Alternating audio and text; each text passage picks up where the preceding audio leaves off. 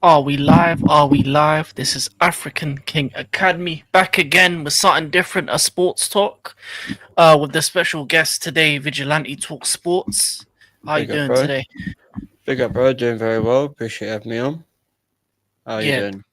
yeah, all good, all good, all good. Obviously, in the world of football, we're on an international break. The transfer window has ended. So, what I would like to know, Vigilante, is how are you feeling about the end of the window?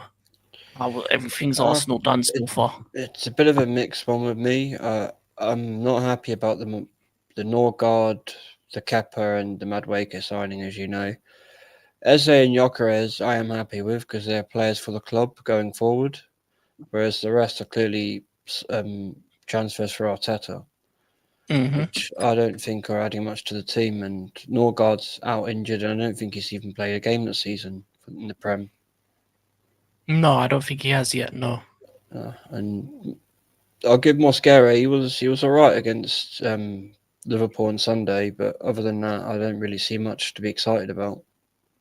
Yeah, I felt like with Mosquera, he should have started the game on the weekend. To be honest, He considering definitely is Saliba was injured. How did you feel about that when you realised that Saliba uh, was injured before the game? very angry because as you've heard me say, I've called that was coming, and I was very angry, especially when I heard Arteta admit that he was injured in the warm up, and he still played him. Like, you hear about it all the time. Players are injured in warm up, and they're changed before the match. Yeah, yeah, It's just why risk it? And again, playing a player on an injury, it, it's just going to make things so much worse. And 100%, hundred percent. these players are the ones you'll pay for this later in life. They will feel a lot of aches and pains and struggle due to this. Like Saka and Gabriel and 29 are really going to suffer those hamstring issues later in life. Oh yeah, definitely. Especially the consistency it's of and how quick they're kind of being brought back. Big up Bossa Blue. I reckon Arteta should be given another season. It's in the place. He's mocking it. He's mocking it Yeah, with that one. But I will say this. Going into the transfer window, as you said, you look at the signings of Gyökeres and Eze as players that have improved your squad. Um, what did you want extra? What do you think that you missed out on in terms of making your window the best it could be? I think what is the missing ingredients to your team now? You for me, reckon? keeping hold of Kieran Tierney, that would have been a major bonus. I was saying last season, please, we need to sign up to a new deal. He's a very, very good left back and the only one at the club, and we've let him go. And I can't honestly think of a left back of his sort of quality to just bring in very quickly for cheap. And Mm. definitely a left winger, definitely a left winger. Even someone like Leon Bailey like I know he ended up at United, but in Bremo would have been a lot better than what we have with Trossard and Martinelli. And a second striker, I was saying, is definitely a second striker. It always makes sense to have at least two. Yeah, because obviously your second striker now is Havertz, but he's injured at the moment. How long is he out for? We don't actually know. We've been told maybe a few months, but I think it'll be longer than that because he's had surgery. Yeah, I yeah, heard he had knee surgery, so that's not going to be good. yeah. So wait, who is your second striker at the moment after Gyökeres?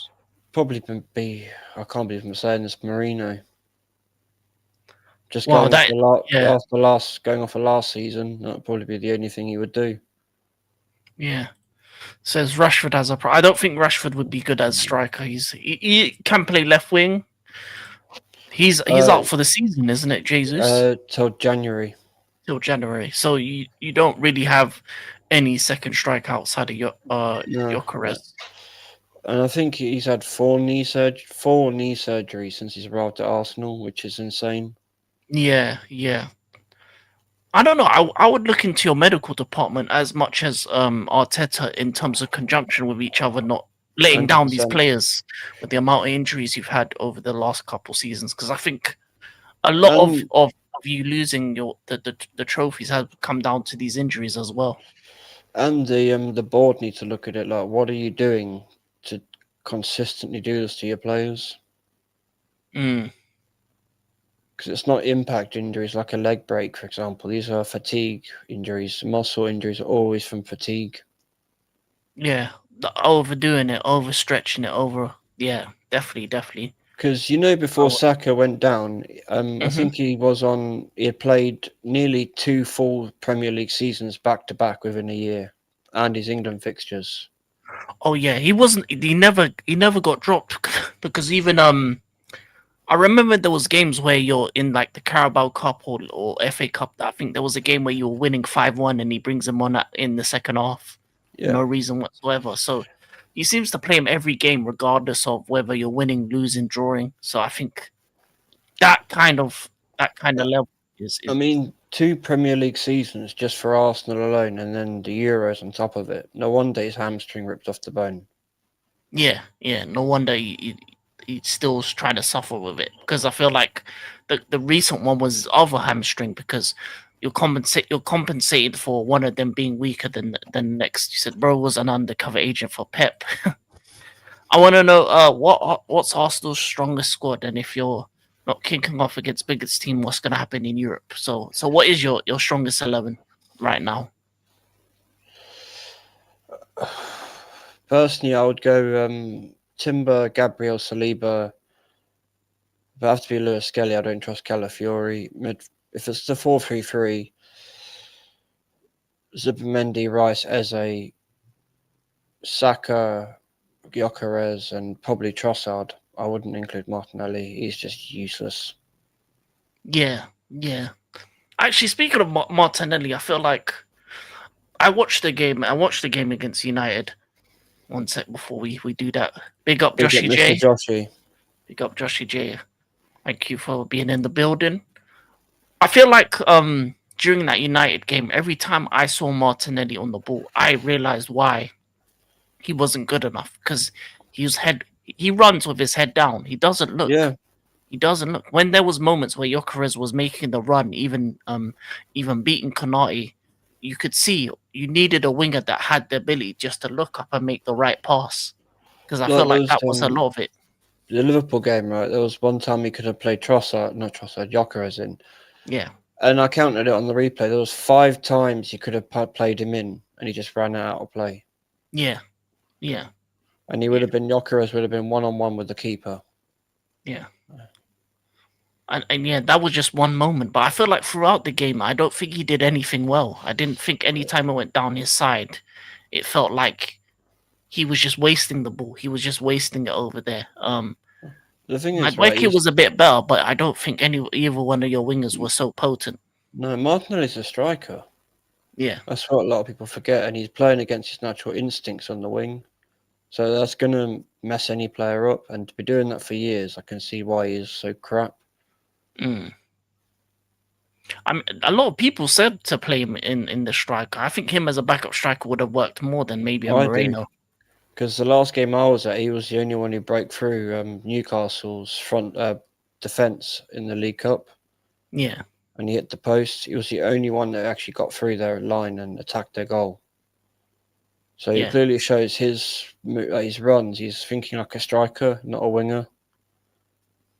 yeah. There's certain attributes you need. I feel like a Trossard is a baller, bro. The problem with Trossard, I think he's getting on a bit as well. So I think he is probably your best left winger at the moment that is available. But even him, he hasn't been the greatest in the last couple seasons. What do you think about Trossard? Do you think I he's actually wanted solid, him or gone. I think you he wanted should him have gone? gone.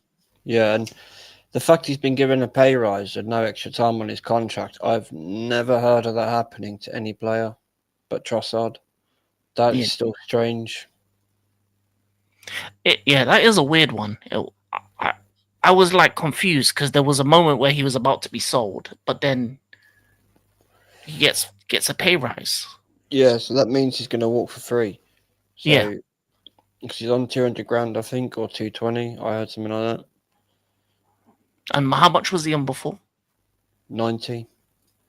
So what? They just doubled his pay for no reason. That's crazy.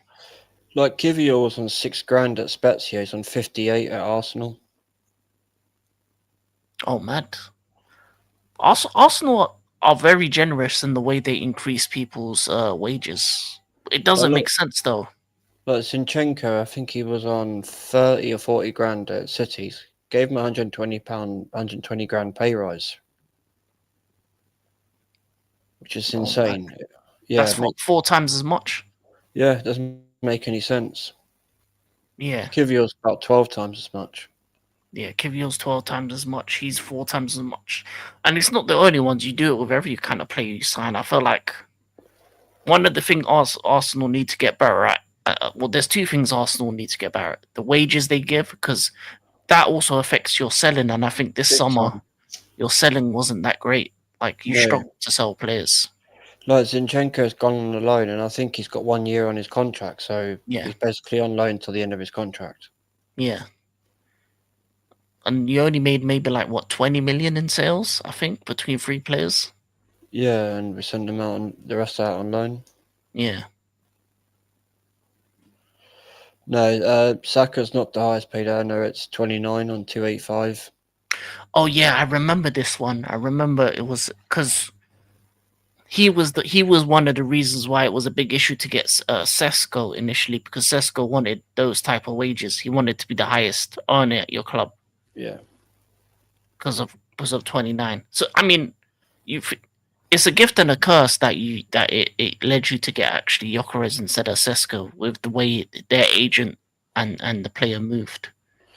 But also Leipzig were being very greedy with the transfer price. And I'm glad Berta said no. I am so glad.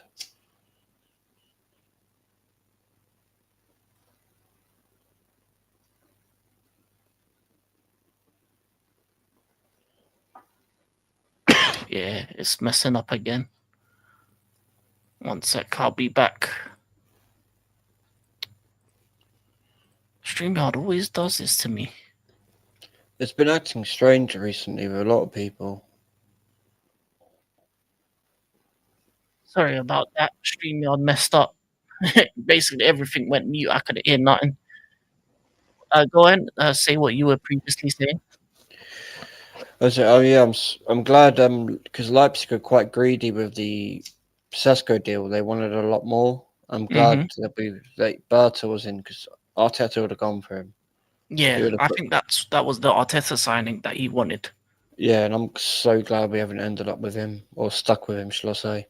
Yeah, I feel like with the Gyökeres, I've said this many times. I feel Gyökeres doesn't get unlocked until Arteta moves on. For me, 100%.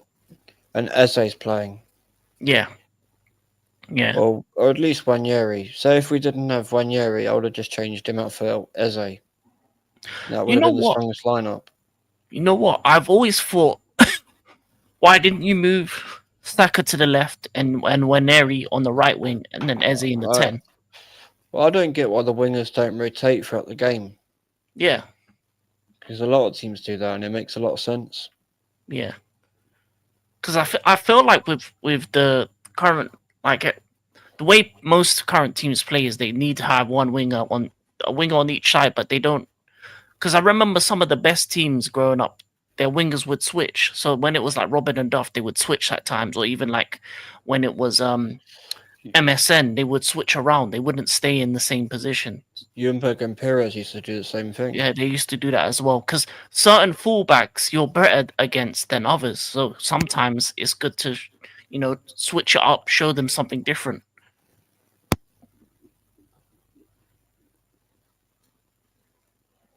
I agree. I do also want to know how you feel about the game as a whole, like in Anfield. How you felt about it? Very, very, very disappointed. I think Bossa Blue asked me before the game what I thought would happen, and I said if he went with, I predicted the exact midfield he went with. If we're going for that, he's playing for the draw and not to lose. Whereas I would have swapped Marino out for Eze or Wanyeri and gone for the win. But then, even if, for example, he kept it quiet for an hour at Anfield, shut the crowd up, and then half an hour bring on Ethan and Eze, take off Zubimendi and Marino, excuse me, and throw Eze and Wanyeri for the last half an hour, we could have got something. Yeah, I definitely feel like You made mistakes in the way you moved in that game. 100%, 100%. And there's obviously a certain individual who's defending it. Oh, no, it wasn't defensive, it was attacking because Marino played up front last season. That doesn't make it attacking. No, no. It was seven, I think, yeah, 7 or 8 minded fucking players on the pitch. Yeah, Defensive yes. players. Yeah, 7 defensive-minded players, 3 DMs for Well, you might as well throw technically centre Ethan. backs. Because David Raya, he's basically a defender. He's barely in his goal. Yeah. Yeah, And so that's it. for the goal, David Raya could have saved that. If he wasn't stood on the left side of the post, like too far to his left, he could have actually got that. So he nearly reached it. He In nearly the reached it. reach. So if It's a he's difficult central, one. he's saving that. But he's got the Yeah. arms of a T-Rex, so... Yeah, it's a difficult one because if you looked at what did you see the video where Joe Hart was talking about it? I haven't, no. So Joe Hart said that initially you have to go to the side of where the wall is because you want to actually try and see the ball. So initially you don't see the ball, so you don't know which way he's gonna go. There's two options: either Szoboszlai is gonna go to your side where it's gonna be easier for to save, that's why you're on that side, or he's gonna try to go over the wall. Once the two Liverpool players move, then you can see the football and you can see what he's trying to do. Is he gonna try and pass it? Is he gonna try and cross it? Is he gonna try and shoot? You now know he's gonna shoot. Raya moved his feet really quickly. I just think he was just a bit too slow in terms of moving his feet to get to the position in order to save. But at the same time, I think what Szoboszlai did was out of this world, and I think there's very few goalkeepers that would have saved that just That's a because it was brilliant, just right brilliant off free the kick. post. Yeah, Brilliant free kick. But I will say, if he stood a bit more central, David Raya does actually get his hand to that. yeah, he does. But then even if he does get to his hand to it, would it still Well, go in? That's yeah, the because he would just go with one hand. He likes to go for the cinematic one-handed save. yeah, and So sometimes that slips through the hands, doesn't it? yeah, just put both hands behind it and stop it. Mm. Possibly wants to know what kind of service Gyökeres getting at Sporting through the middles, slipped behind over the top, crossing the box. His most chances capitalized. Can Arsenal do that for him? Do you think Arsenal can Not create under, chances for not Gyökeres? under, not under Arteta. No, with a new manager that will actually let the attacking players off the leash and do what they do best, then yeah, we can. 100%. With Ethan and Eze there, they definitely can get that service to Gyökeres. I mean, Declan Rice can get that service to him. He's capable of pinging a pass from across the pitch. So there are players in the squad that can actually get the ball to him. Even Saka. It's just the manager's not playing to their strengths, allowing them to attack. Yeah, I feel like it's more of a tactics issue rather than a player personnel issue. And I felt like that's what the Liverpool game was like. It was like you went there looking for the draw, not to win. And when you go into a game like that, you normally lose the game because you're going with that kind of that defeatist mindset. That's a mindset Absolutely. of a loser right there, and that's what Arteta is for the most part. 100%. Like I said, even if we kept them quiet for an hour at Anfield and then went for the win, take off Marino and Zubimendi, find Eze and Ethan, I would have been all right, fair enough. I see what you're doing there. Makes sense. Shut them up for an hour and then really go on the front foot. But he didn't do that, and because he did that, Liverpool just got okay. They clearly don't want this today, and that there alone tells me straight away. Oh no, this team is not winning the league. Because there's no ruthlessness in this team. To win a league, you have to be ruthless. 100%. There's nothing in them to show that they are ruthless at all. Yeah, and Liverpool was there for the taking because for the most part they were terrible going forward as well. Salah had a disaster class. Not one of his touches were good. The ball just bounced off him many times when they were creating chances. He would ruin it. McAllister wasn't that great either, but he's normally pretty good. Yeah, he was coming back from injury, so he was a much slower player. Watts was kind of disappearing act again. In the first half, I felt Verse was, but the second half, he actually looked like he was ready. He was up for that game. Yeah, he did create a few chances. Yeah, he grew into it. I think in the second half, but I felt like that day, the whole team grew into it because they knew that Arsenal weren't going to attack them. 100%. Because if, say, for example, my team were the champions, it was reversed, and Liverpool came to the Emirates like that, I'd be looking like they're not winning anything this season. Mm, But it was my team that went there like that, and I just looked at it. We're not winning the league this season. I said that last season we're not winning it, and that there confirms it. yeah, yeah. It is a horrible feeling to have that kind of feeling about your club. It is. Even when Eze was signed, I was happy, but I was just like, oh, I'm not going to see the best of him. Semi Gyökeres, it was you're happy for a second, and you're straight down to earth, like, oh, it's Arteta, and he's got 29 back. That's at the time, and I was like, yeah, he ain't playing, Mm, and he ain't. The only reason he is playing is because Havertz is injured. yeah, yeah. Because he got injured in intensive training before the Leeds game. Well, there's a Hmm. reason for that, because he was going to try and get him in before Gyökeres. Yeah, yeah, But he yeah. had no choice now, obviously. Big up Rasta Stocks in the chat. Oh yeah, big up Rasta, big up Rasta. Um, But it's the same with Eze, right? The only reason we signed him is because 29 went down.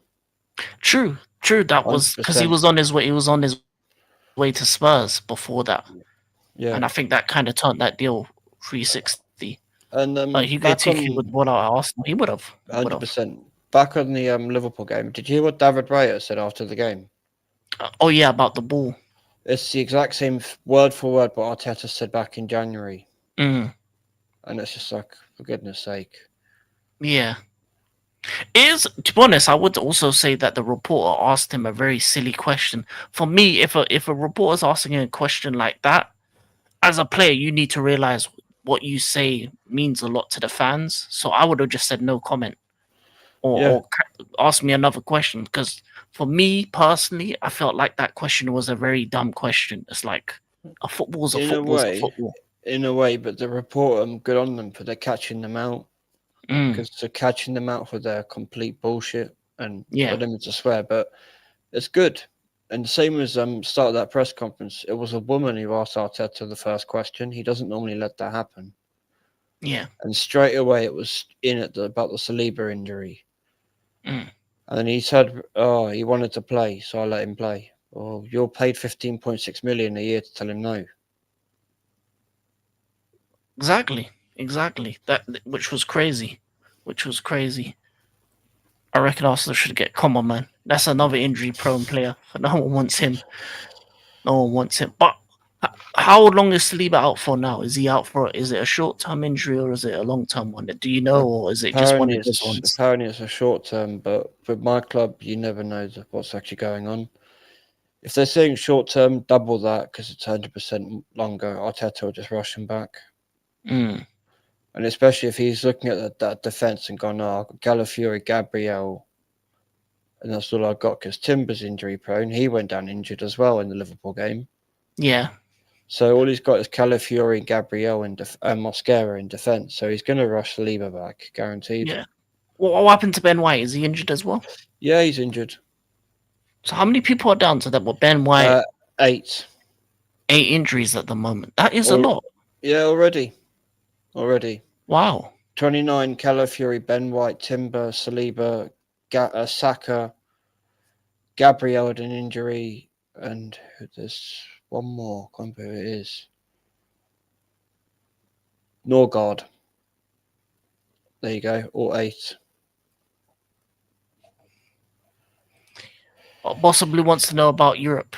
How do you feel about Europe? Not confident at all. And to be honest, it's going to be mad, but it might be better that we don't go that far into it this year because the squad cannot do it. Cannot even, I think, do a cup run at the state. The way we're falling apart already in the third game, and we've got 8 injuries, this is not looking good. We could be in a Oh, position in January where we may have to bring in like 5 or 6 players. it is possible. That is possible. I feel like for the most part, your window in terms of you bought in 8 players. How many of those players would you say that you're happy about in 2, totality? Two, 2. two. Okay, so you're Maybe happy with 3, maybe 3. I don't know much about this Mascara guy, but I didn't think he was that bad against Liverpool. But that's one game. I'm going to at least give him some more before I make my mind up. Yeah, 100%, 100%. I feel like Mosquero actually played really well. It didn't look like your I defense do. changed much when he came on. No, I don't. I actually was quite impressed. Yeah, so I think he might be a little gem because if Saliba is out for a little while, maybe he can be someone that can use this momentum and use this moment to show the fans that he was worth, especially being for such a cheap price as well. So I think he'd be all right. What you do? But How do you feel about Zubamendi? Because you said Gyökeres, Eze, and Mosquera. How do you feel I about think Zubamendi? Zubimendi is going to he's going to need some time to fully adjust, like Rodri did, Mm-hmm. because he was struggling against Liverpool. The moment he's got the high press on him, he loses the ball when he panics. Yeah. So a So little you good few months, he may actually become the really good player that I think he can be. so that's not too bad. At least half of those Yeah. players are players that can have the potential to do something for your team going But forward. like in terms of straightly improve it now, just two, Gyökeres and Eze. Yeah, yeah, yeah, definitely, definitely. Right now, I feel like if they're used correctly, though, because I feel like Eze on the left wasn't too great when he came on. No, he got thrown under the bus by Arteta. I don't know if you heard his comments. No, what did he say? Please. If he didn't miss the 1-on-1, it's a draw. And he called him Eze, but like Shane Guna, big up to Shane, pointed out, he always calls his players by their first name. Like 29, he calls him Kai, he calls Calafiori Ricky, but he called Eze Eze. Mm, So if Eze didn't miss that 1-on-1, we draw the game. He's never said that about 29. He's been through 1-on-1 loads of times and missed. could that be that Eze, just like Gyökeres, was a Berta Berta sign, sign? 100%, 100%. It's the same reason Tierney left the club was because he's not an Arteta signing. He was an Emery signing. Mm, But the only one from Emery's team that he still kept was Saliba, and that's because the fans kicked off because he tried to sell him before he played a game. yeah, yeah. And then when he went out on loan, he showed he was of the levels, and even now Yeah. he's one of the best centre backs going Well, out. while he was on loan, he tried to give Ben White Saliba's number. I mean, Mm, that shows the level of, well, lack of respect he has for his players at times. yeah, Big, especially oh, big up big up AJ, AJ, bro. big up AJ. Okay, so most of them will be Chelsea players too. But even Arteta's team talks you'll see the nonsense. Use different fruits and vegetables, put them on nil down. Like, he is just an absolute narcissist in his everything about him. Mm. Like, they could What's just, like, happened to Ben White? You a said Ben knee, White was injured. another knee injury, I believe. That's an ever growing list of injuries for Yeah, Arsenal this it's, season. It's gonna be really hard to do anything if those continue as well. I mean, 8 already. It's just insane. So Saliba's loan cost us top four that to Spurs that season. I will die on that hill. Ooh, And the Amazon documentary, because yeah. Arteta was thinking of all these creative things to do. Do you think that was true? Saliba's loan cost top four that season. Yeah, because we had Rob Holding. I mean, Oh yeah, Rob Holding or Saliba. It's not a hard choice. yeah. It's not rocket science with that one. Or Callum Chambers as well. We're having to rely on those two. I'd rather Saliba. See, Yeah, and look, Arsenal the injury for Ben White. He's finished. Boss of Blue, right? That's a very good point. We had 10 players leave the club. We've only brought in 8, and we had a small squad last season, so we're even smaller now. Why don't you play triangle? Facts. You know, Ethan and Saka, Lewis Kelly. That's well, Lewis Kelly. Another one been thrown under the bus by Arteta. Should be in midfield. Mm-hmm. Yeah, well, he's technically a midfielder anyway, isn't He he? is. Well, that's the thing. I've Your seen fullbacks him. are either centre backs or midfielders I've mostly. I've been in the Emirates and seen him play midfield. He is really good as a midfielder. Mm. That is crazy to see that. Um, one of your left backs, Calafiori, is pretty much the centre back. The other left back is a midfielder, young kid. Yeah, Your right backs. Obviously you had the and then Japanese brother, but he got sold. I'm guessing. yeah, we just tore his contract up. Tommy Tomiyasu. Yeah, because he was He always was injured, always injured. He played 4 minutes of last season. which is crazy. Ben White is injured now, and then you've got Timber who's injury prone as well. So it's going to be very difficult for you to keep these players fit with the way A lot. Arteta's moving. I'm going to say this now. A lot of these players aren't making the World Cup. A Mm. lot of these players are not making the World Cup under this manager. Do you think it's his training methods as well, not just 100%, obviously hundred him bringing them percent. back early? Because he doesn't let them rest either, and it must be extremely intense.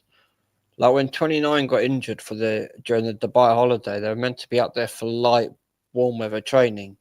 It came out he got injured in a high intensity drill. Well, why are you doing a high intensity drill when you're meant to be doing light, warm weather training? That is crazy. The sentence doesn't make any sense. It's a No, it complete doesn't. contradiction. 100%. £1 billion spent, not a natural left back in the squad. Not a winger in the squad. Left winger, sorry. True, because Madweki's a right winger, Saka's a right winger, Eze's a 10. Trossard is more Trossard is more of a 10 / centre forward. Yeah, I'll just and off the bench player. Yeah, because he can play left, but he's not like an out and out left winger like that. No. He moves more centrally, he drifts inside. So yeah, I feel like your left hand side is very weak at the moment in terms of like there's nothing going down that way when you attack. Very, very weak. And in defence, it's quite weak. One ball over the top and you're in. Comes finish without trophy. Well, that's the thing. Every team wants a trophy. Bossa Blue. Every team wants trophies every season. Never prayed harder for downfall. I would love to see Liverpool fall, but my God, you lot, I'll be there front row seat. I don't think Liverpool are falling this season. Obviously, they brought in Isaac. They don't. Yeah. You watch, they're going to go and slap someone soon and they're going to really get going. Yeah. You know what? I asked Rasta Stocks this. I want to ask you this. Who do you think the top 8 is going to be this season? Who's your top 8? I think it's going to be Liverpool, City, Chelsea. Maybe if they get their act together, maybe Newcastle in 4th. Or yeah, I'd go Newcastle in 4th. Forest maybe 5th. Maybe Arsenal in 5th, around 6th, 5th, 6th with Forest, but I don't see us finishing in the top 4 the way we're going at the minute. So 2 more. Definitely, I think United will be in the top 8, 100%. But they need to sack that fraud as well. Him and Arteta both need to be sacked. And then I've got to put I can't be upset, but the scumbags in 8th. So you're going United 7th, Spurs 8th. Yeah. Big up E Ross. Big up E Ross. Big up E Ross, bro. Love for that. Love for that. You see, Bossa Blue, that's just like Arteta. 5 at the back against Grimsby, while 7 defensive players at Anfield. Yeah. Yeah, that Grimsby game will never be forgotten. I ain't gonna lie to you. I mean, obviously, coming out of that, one of their players was said to be illegal or something, or he's like not official player. But this still happened. It still happened. Oh dear, they got battered up like a cod on Friday night. Yeah, man. But I feel like United's mistake with their transfer window is that they didn't bring in any midfielders. That's why I don't have them in my top 8, to be honest. They should have got Morgan Rogers. Yeah, maybe Morgan Rogers or Baleba. They could have gone Adam Wharton in terms of Premier League. There's obviously other midfielders that they could have gone for. I think definitely Morgan Rogers, because he would have been much better for them than Bruno. Yeah, in the 10, but they need like they needed a couple sixes though as well, because I think like Cole, alongside Cole Casemiro, maybe Palmer wouldn't. No offense, possibly, but Cole Palmer would never go to United. not at the moment. I Look what think he's he's just on a long term contract as well. look what he's just done at Chelsea. He's won the bloody World Cup and the conference.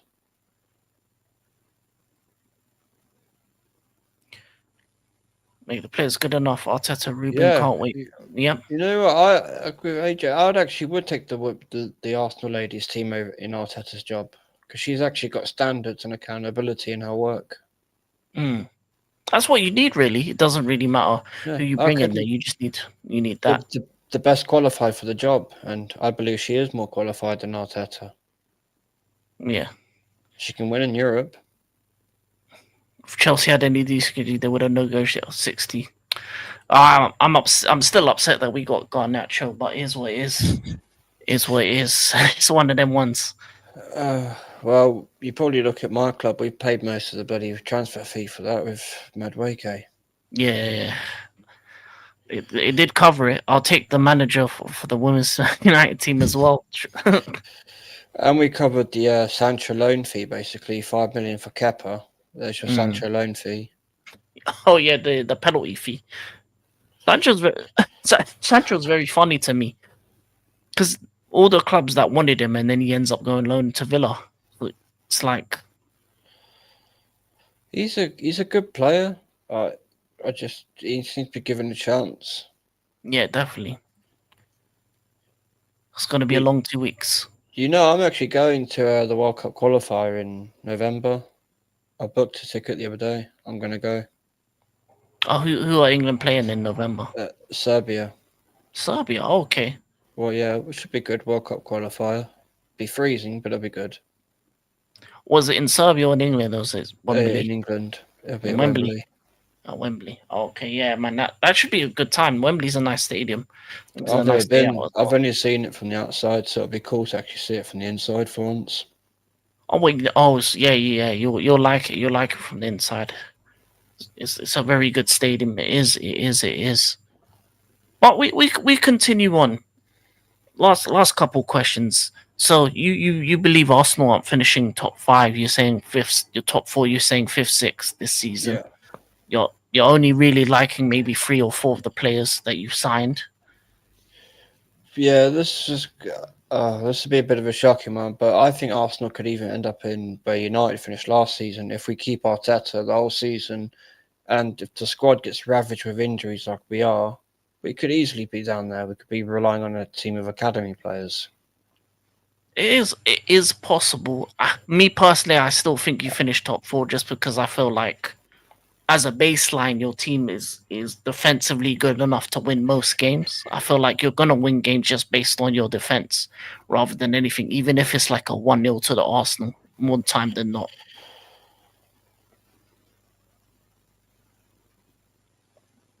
What do you think about that? About your defense in terms of I the don't know solidness of it? because it's not really that solid if you think about it. Because teams now know how to deal with our corners. Yeah. Our defenders are falling apart every single game. We only really have 3 defenders that, as I know of, aren't injured, and one of them is extremely injury prone in Calafiori. And with Vigilante, the problem is the manager. Sick to death of him. And I Yeah. have to put this on the board. I know they've given him the money and everything, but they've kept him in the job for how long? And no manager in our club's history has been back this long with this amount of money. Yeah, I feel like after the first time he got second and didn't win the league, I think that was the season when you were like 93% up top, like Yeah, 93% first. That should have been the season. After that season, he should have been let go then, yeah, because that's the stage where you can bring in a manager that puts you onto the next level, that next stage, that actually gets you to win the league. yeah. The 8-point bottle job this season. Yeah, the 22-23 season. Yeah, yeah. No, I remember that. You're a fool, possibly. Man said more time. Give Amarin more time. Yeah, keep him another. You keep him 5.5 years and see how you're doing. Yeah, I ain't gonna lie, that's not gonna work out. I think three at the back in the Premier League. You even saw with West Ham when they turned to four at the back that they played a lot better than three. I think three at the back systems in England isn't gonna work like it used to. Especially if it's a negative style. If it's not like positive, like similar to how Conte uses it, where he actually attacks with the wing backs, then I feel like three at the back for the most part is is an outdated system within this league. I think four at the back is where most teams need to be at. But also, a lot of players are big rugby players, so they can't cover the ground as fast. So, for example, in Spain, that works perfectly because all the players are small, quick, and techy, Yeah, so they can play as a back three. But in England, I think that is done. I agree. yeah, yeah. You're right, Josh J. Ruben Amorim's too stubborn to change it. So is Arteta. But on that one, AJ, he has to. If that happens, that's the equivalent of us. Oh, United losing to Grimsby. I think if we lose to Port Vale, if that happens, he has to go that evening. It has to be an Unai Emery situation where I wake up the next morning and I get that beautiful thing sacked. Because I don't care if it's 8 in the morning. I'm drinking that whiskey. Arsenal, where the future of Enzo is headed. Enzo isn't a long-term manager, but came in, balanced squad, give confidence backs, and allowed creative attacks. Yeah, similar. There's in the world of football, there are managers that are meant to build the team up, and then there are managers that are meant to win. Before Jose Mourinho, there was Ranieri, Ranieri. and Before he built Klopp, the there team up. was before Klopp, Brendan Rodgers. Yeah, yeah, Who was it before Ranieri at Leicester? I can't remember who it was. But basically, he put that squad together, and Ranieri just added yeah. one or two Ranieri, players. Ranieri decided the finishing pieces and then won that league. It's like Even with Wenger. City before Pep, they had the likes of like who did Wenger they have? took over from Bruce Rioch. Yeah, yeah. So there's always the manager beforehand that builds up the team to a Yeah, certain extent before you bring in the guy that wins it all. you know how people go, "Oh, this is one of our best transfer windows." The transfer window Bruce Rioch had when he brought Bergkamp in. That's the best Mm, one we've ever had. We got mm. Dennis Bergkamp. You're right, AJ. It was Nigel Pearson. Oh yeah, Nigel Pearson for Leicester City. Arteta is holding Arsenal back. Yeah, definitely. 100%. Big up Wahaha. Big up, bro. I'm gonna grab my cigarettes, bro. 2 secs. No problem. Chelsea about to get Zidane, then it's all over. I don't think he would ever come to England though. London's close to France, so maybe like you can get there quick to Paris, but I don't know if that will ever happen. I think he's waiting for the French job, Zidane. Yeah, sub to Vigilante. His link is in the title as well. Links to both his channels, Vigilante and Vigilante Talks Sports as well. Big up, Ross. Thank you, bro. See, on Chelsea, what's your opinions on your window? How are you feeling about it? I think it was like a 6 out of 10 window for me. I think in terms of if it was just down to the selling of players, that was 10 out of 10. I think everything we did when it came to the selling of players, I think we were perfect. Even with the Jackson situation, the way we ended it to get that much of a loan fee and the transfer fee obligation, the players that we did sell, I think we sold at good prices and we made, I think, the most money in the window by a lot. We made like 340 million euros, something like that.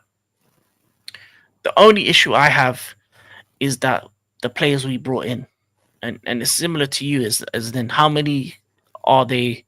How many of them are going to go into the first team? And look at it, we didn't get the better goalkeeper. We're still stuck with Sanchez. Our centre back partnership isn't to the level of yours in terms of Gabriel Saliba or of Liverpool's with Van Dijk Canate. So we haven't done that. Midfield's fine. It wasn't midfield was never the issue. Fullbacks weren't the issue. And then the attack. The only thing we added that's gonna start week in, week out is João Pedro. I think obviously you have Palmer and then the left wingers that we bought in Gittins and Garnacho, they're too inconsistent. they're too inconsistent to say that either one of them deserves to start on the left hand side. So you're gonna have to use Pedro Neto on the left, probably Estevao or Palmer on the right, and then have a midfield of like Enzo, Casado, something along them lines. I just feel like we didn't do enough to make our team good enough to win the league, and that's what I want my team to do. So that's why I say it's a 6 out of 10 window, because Garnacho is a -1. Um, we didn't get the centre back, we didn't get the goalkeeper. I just feel like it was underwhelming considering that every other I look at it like this: every team has their issues. If you look at Arsenal, is the style of football and their manager. You look at City, they're leaking goals left, right, and centre, and I don't think that's gonna. They've got Donnarumma now, which might help it a little bit, which was a great signing. That's the kind of goalkeeper that I would want. You know, that's a game changing type of goalkeeper that you bring in. And then when you look at Liverpool, there are maybe a couple centre backs away from maybe starting youngsters. So like they're them not getting the Guehi deal kind of leaves them really short in the centre back position. So you look around and you think to yourself, if we actually were more ambitious, we could win the league this season. And that's what frustrates me. And that's probably the same way you feel in terms of the window. It's like it's not enough. Well, the thing is, I think it could be enough, but it's the manager. He has to go. Mm. It needs to be someone where, if there's going to be a system in the team, have a system in your defence, keep that rigid and solid, and just let the attacking players go. That's what I would do. But with your team, I'm surprised you didn't go in for like a Emi Martinez. He's a very good goalkeeper. And I would have loved him, to be honest. I felt like that could have been a good one as well because he's experienced. You guys didn't try and pinch Guehi because he would add so much to your defence, and I think he would join you guys because he would look at you and see what you've been doing, and you go, "Right, that's worth it. I'd achieve something there." Yeah, it would make sense as well because we have a sell-on clause which would make it cheaper, so we could forego the sell-on clause as well. That's the thing is, my club could have got Mike Maignan as well, who's an experienced keeper for 20 million, but didn't want to spend the money on that. So that's another thing. Could have got Xavi Simons, didn't go for him in the end. So I feel like our failures are just as bad as our successes. That's what makes our window bad. Because I feel like we could have improved the team, but we just didn't do enough. But what people saying before Garnacho, the window was 2 out of 10. Garnacho world class. Give a United another 40. You're fools. Cut inside over the bar signature skills. King, I would love your opinion on how many more injuries before Reece is sadly finished because he's a top player. To be honest, at the moment he's okay. He hasn't been injured in a while, but yeah, he's probably maybe 2 or 3 injuries away from being done. 2 or 3, I reckon, because he's young. Well, he's not getting any younger. He's like 24, 25, 26, around that age. But he's been injury prone for most of his career. So yeah, 1 or 2 away, maybe 3 at max. Because every injury you lose pace, every injury you lose the physical attributes that you had before. You can tell that he's not as quick, not as strong, he's still got the technical ability. Technical ability doesn't go away, but the physical ability does with every injury. You can even see it with Saka. He's not as quick as he used to be because of those 100%. Injuries. Jesus, 4 knee surgeries. He can't even stay fit for a game. Yeah, so I just hope we maintain him. I think the one thing I would say about last season and this season is that we're a lot more precautious with these players. Under Pochettino, he was running them into the ground, but at least under Maresca, he's very delicate in terms of, okay, if there's a game that we don't need to use Reece James, we'll use Gusto instead. So the one thing we do have is cover, so he doesn't have to start or play every game, which I think gives you more of a chance to kind of be successful with him. -1, I think, is +2. That's probably for Garnacho. Yeah. He is for me because we already had Gittins, and the thing about left wing is you want one young one, and then you want one that's experienced that is going to get you GNA. consistently. Neither of those wingers for me are consistent. So your left side is pretty much inconsistent, meaning over the course of 38 games, you're not going to get enough production from those two to win a league.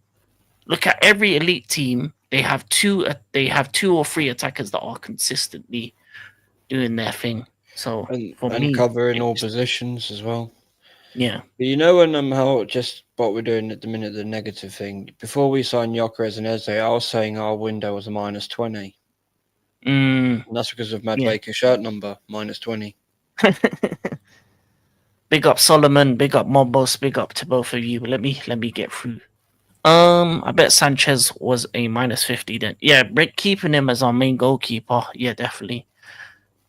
5 or 6 for me, Man United, because late getting a goalkeeper and no new CDM, Casemiro price has gone and got not good enough. Yeah, United haven't done enough. That's why I don't have you in the top 8 because of your midfield. I think your lack of midfield is worrying to me. I think Agar is a bit too slow. Casemiro is getting on a bit.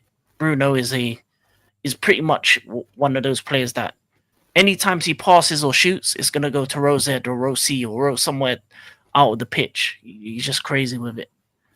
It's been named in the Champions League squad for league phase. Okay, Oh, fuck's sake. how do you feel about that?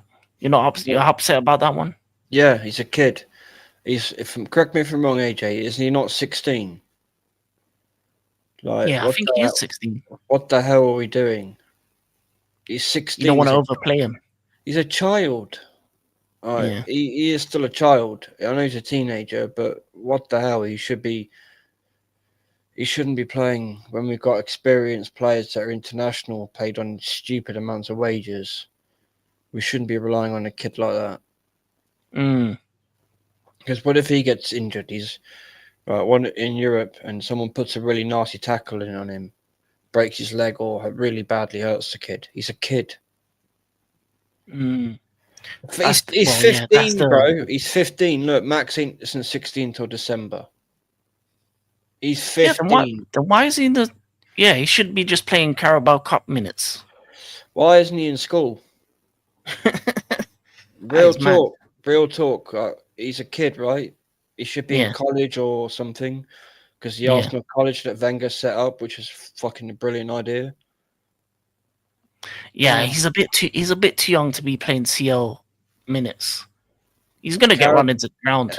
FA Cup and the League Cup, that's fine. With the odd Premier League game, yeah, cool. In the last 10 minutes, but that's just no, man. That's ridiculous. Yeah, that's crazy. Thinking about it is crazy. How much has been spent, and we got a fucking 15-year-old kid. Yeah, that's mad.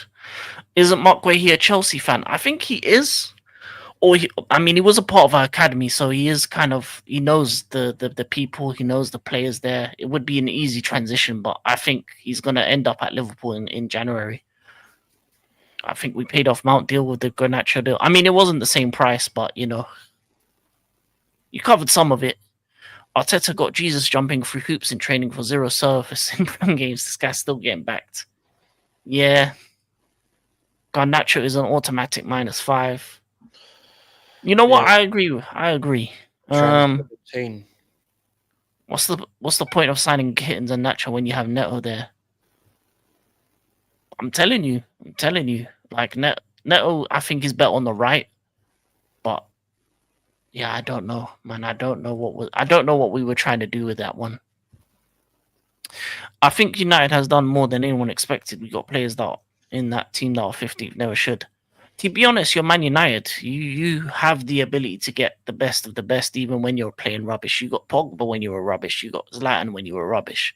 In terms of you weren't competing for titles at that time. You were in Europa League, I think. So United's name is always going to be a name where people are going to be attracted to, because it's not just a club, it's a brand. It's like you play well at United, you make way more money than a player playing well at Brentford or Wolves. That's why they go to you.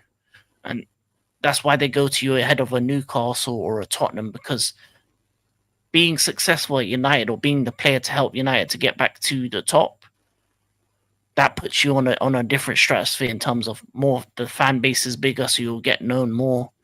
And then for Mbeumo, like he'd be the how big he would be in Africa when he goes back home. He'd be a king over there because he plays for United with the amount of fans they have.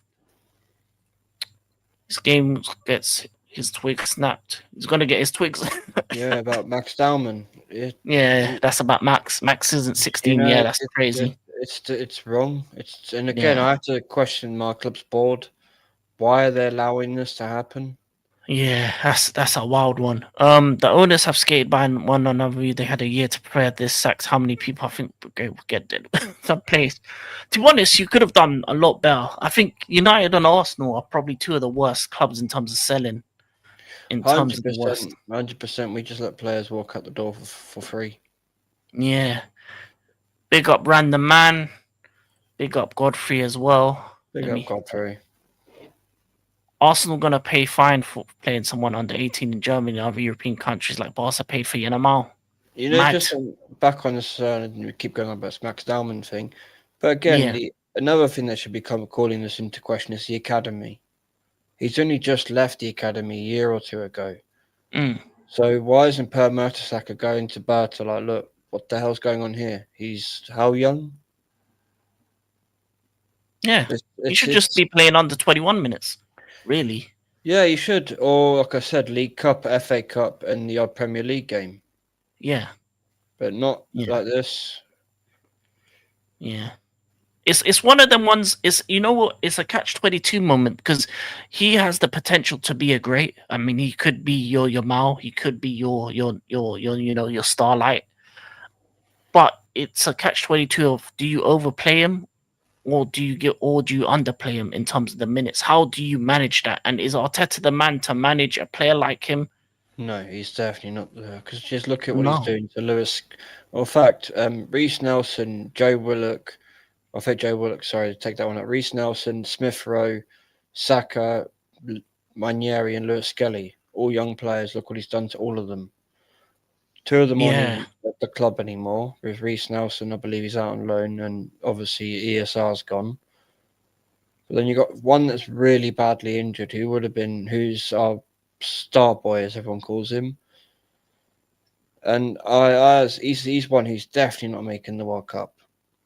Oh yeah, yeah. I feel like the way Arsenal have done Saka, he's probably lost a couple years of his career He does already. to be honest, he should sue Arteta for this because it's complete negligence of his health, and it is his health. Mm, It's his career, everything. It's just yeah. ridiculous. All of them should, to be honest. Saliba, the way they Yeah, did him this weekend as Gabriel, well. Like, yeah. Gabriel especially because when he got injured, right, he was sat on the ground and Declan Rice is screaming at the opposition to kick the ball out. He then wins the Mm, ball and he keeps the ball in play. He then yeah. loses the ball and screams at the opposition again. And the whole time, Gabriel's punching the floor in anger because in pain he must have been in. And then he was looking at. I remember them panning to Gabriel when Rice had the ball, and he's like that. Help me for fuck's sake, kick the ball out.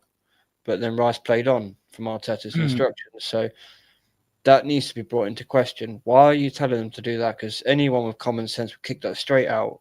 He's on the floor. He needs help. yeah. I remember there was a player that got injured. I can't remember who it was, but he was on the side and Arteta pushed him back in just Timber. to play. Timber. Yeah, yeah. And he's done that to Partey. He did it to two Yeah, he players. did that Partey. He did that to Partey as well. I remember that one. I was thinking, that's crazy. Why are you pushing him back in if he's hurt? Just stop the game. Well, you know, with the Liverpool game, how Saliba got off injured. Obviously, Timber Hmm. was injured. Timber couldn't get subbed off because we'd used a sub to take off Saliba. So if Arteta wasn't an absolute fool, started Mosquera, you had that sub ready for Timber to come off. Yeah, that is crazy one. Yeah. Uh, Yeah, hit the likes and subscribe, people. Thank you, Eros, for that. Zlatan at 40, Pogba, who came back just to show off and prove. To be honest, Zlatan still balled out for you. And Pogba, I'm pretty sure there was a couple seasons where he was playing. I'm pretty sure there was a season where he had goals, assists. He was like the head of every single like stat line you could think. And the only problem with Pogba is that you never built around him.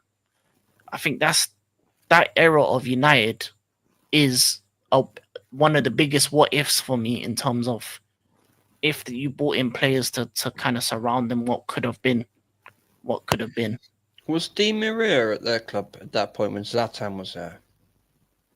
I think for a little bit, yes, a little Because bit. now that should have cooked Di Maria and Zlatan in one squad. I mean, come on. Mm, And if yeah, Pogba was there, that my word, that should have been winning multiple trophies. Imagine those three in one squad. That would be fucking dangerous, man. yeah, because Di Maria was cold after he left United as well. He never lost his ability. He was such a good player. Missing a Ronaldo penalty and won the Champions League hold the oh, both of you. Fine. Fine, possibly. Ah, cool. Yeah, I get it. I ain't won a Champions League. We're cheated out by UEFA and Barca. I get it. Yeah. Worst club selling ball. We got somebody to buy Konacho off us. We got a brilliant ball. To be honest, you could have got more for him. I think a player of that player like him. I'm pretty sure you said no to like 70 million from Atletico, so you could have got more. Well, they still managed to convince us to buy Mikel Silvestre. Yeah, Like, yeah, but what they've been the poor at hell selling though in are we recent doing with years. that one? A little club put money, one over us. If you ask me, that's some brilliant business. You still a fraud, boss of blue. I'm gonna lie, your team's a bunch of frauds. I have a feeling Arsenal run Down's 15-year-old self in the ground will end up playing 60 games this season like Pedri at 17. I really hope not. I hope he doesn't even play 10 like that. Big up AJ, bro. I just seen you dropping that chat. But Fortunately, yeah, Jensen wants to go do peace, just peace, on AJ. back on that last comment, right? The Berta has to step in and stop this because I heard and I trust what Jezza and everyone else says that there was a meeting between Arteta, Kroenke, and Berta yesterday. And it's from what I have heard, he's been told he has to do something and this needs to stop. He's been given everything he needs. So I really hope they've said something about all these injuries because it has to stop. He has to. I don't know what he has to do, but these training methods or whatever it is, it needs to end. Mm, yeah. England's World Cup chances go go down without Saka. Yeah, Saka's an important Mate, piece to the puzzle. yeah, Definitely, he definitely does go down. Keep trying the impossible. Pogba was too injury prone, regardless. Yeah, it was a difficult time for United. So I would say that they never played together at United. Oh, okay, so they didn't cross paths. They didn't cross paths. that's a shame. Imagine if those two had been in the same squad with Pogba. My word, Yeah, that would that have would been have been good. actually scary to go up against. We were all there cheated by Barcelona and Real. I never got cheated by Real. I got cheated by Barca though. Yeah, I've never been that was a cheated by bad night. Real. But yeah, for me as well, 06, I haven't forgotten. Yeah. Okay. You know what? This is sports chat. Let's mix it Yeah, up. yeah. We talked enough about football. Obviously, you said before we started this show that your other passion is rugby, Oh, I and love my rugby. in particular, is it international or is it club level that you International. I always, because international? obviously as you know, I was born in South Africa and I've always Hmm. followed the Springboks. And I am so proud to follow that team. I mean, we've got 4 World Cups and we won it more than any other nation, and we are ruthless and we are world class all over throughout the squad.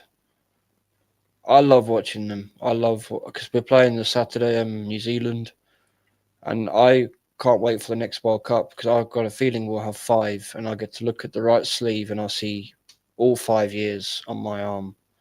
Oh man! That's crazy. Four World Cups, most. And I've been alive for all 4 of them. Oh, mad, mad. I support Bath Rugby. Okay, so you're club level, Joshy J. Yeah, I see that. Joshy, I support them, Natal Sharks. Yeah, those three on paper will look scary for you. Yeah, They did look. They did.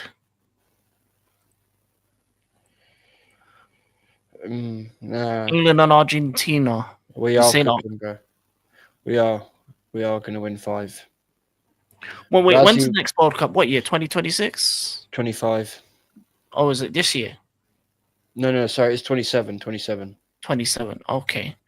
Razzie, And Razzie Erasmus was sorted out. I mean, he's won 2 World Cups as the coach, and he keeps mm, changing the system, evolving it with the players. So he's got a hand. So he's not just staying with the same system.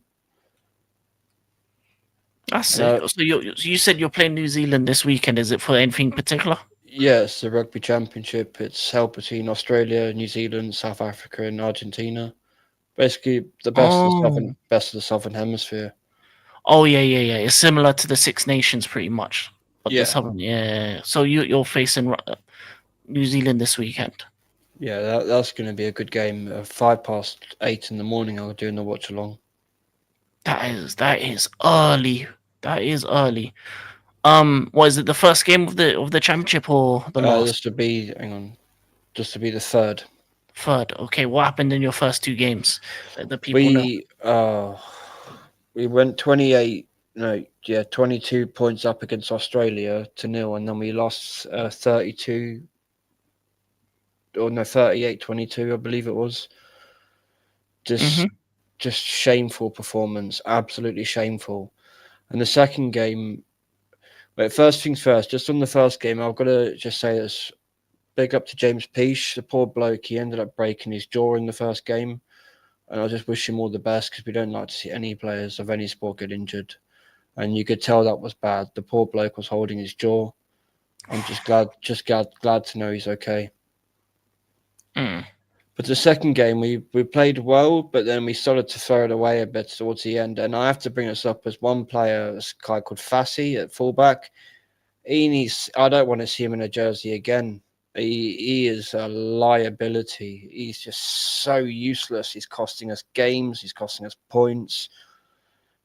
We're conceding points due to him. I just don't want to see him in the shirt again as a fullback. He's just awful. And But this was in your second game. Who's your second game again? Was it that against Argentina? Australia again. Oh, Australia again. I Wait, do believe you we're play them playing. twice? Yeah, we played them twice, and we're playing New Zealand twice. And for some reason, the Argentina games are happening in England, which is odd. But I'm going to try and go to the October game. Oh, mad. So you play.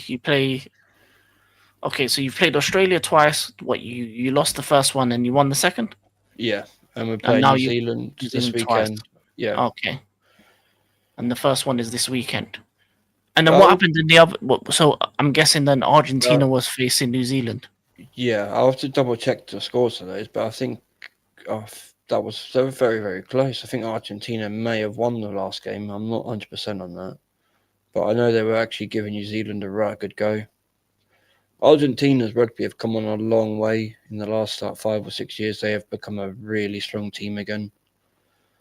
Oh, yeah, because when I was watching it early years, early 2000, Argentina wasn't really a team around like that. It was Oh always in terms of 07, Southern Hemisphere. yeah, oh 07 they made the semi final. They played South Africa, that we beat them, but they were Yeah, pretty good that year as well. yeah. Excuse me.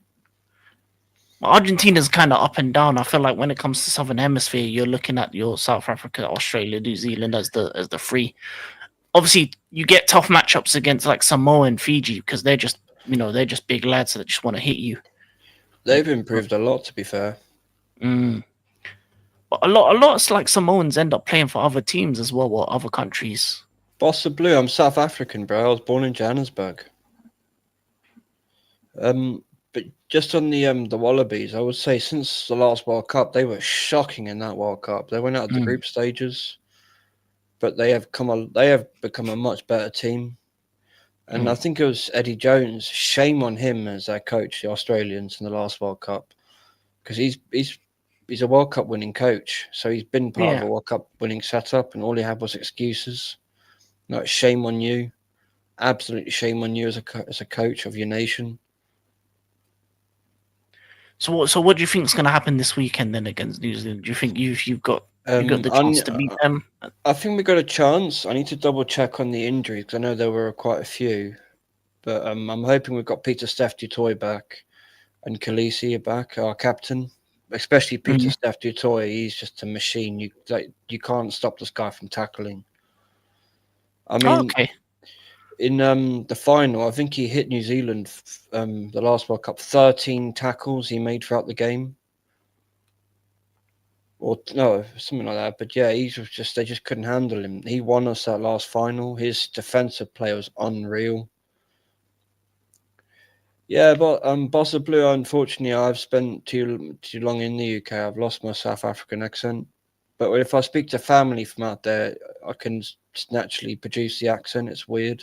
I don't even know I'm doing it.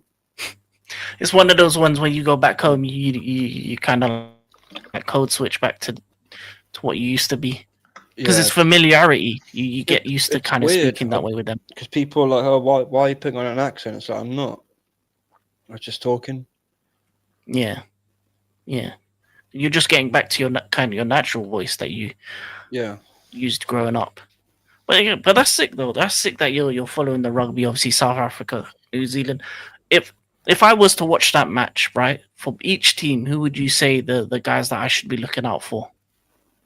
Well, you definitely want to keep an eye on them. Cheslin Colby, Peter Steph Toy, Andre Pollard. If they play LeBlanc, he's quite clever with his kicking into space. And the Barrett brothers in New Zealand, you definitely want to keep an eye on them. I believe there's three of them that play, and they are very, very good. There's no one, Faf de Klerk. My word, that guy is clever with his passing. Mm. And Can you tell me the positions? Because I know positions and like that. So, you've got Faf in scrum half. You've got your winger, Cheslin Colby. He's a very, very good player. Mapimpi, another one. If he's playing on the other wing, he's good. Yeah, Sia Khaleesi, I forget. I think he's number 6. Um, you got your back row of Peter Steff and Eben Etzebeth. He's a beast, man. He is the enforcer of the squad. You don't want to mess with Eben. And RJ Sneeman, he's like 7 foot tall, 7'2", 7 foot. The guy looks like a caveman. was he a second row? Yeah, he's normally he will play with. Sometimes he plays with Etzebeth, but he's normally off the bench. But Mm. he won us that game against England in the semi final because he was so damn tall. The England players tackled him. He just went like that with one arm and scored.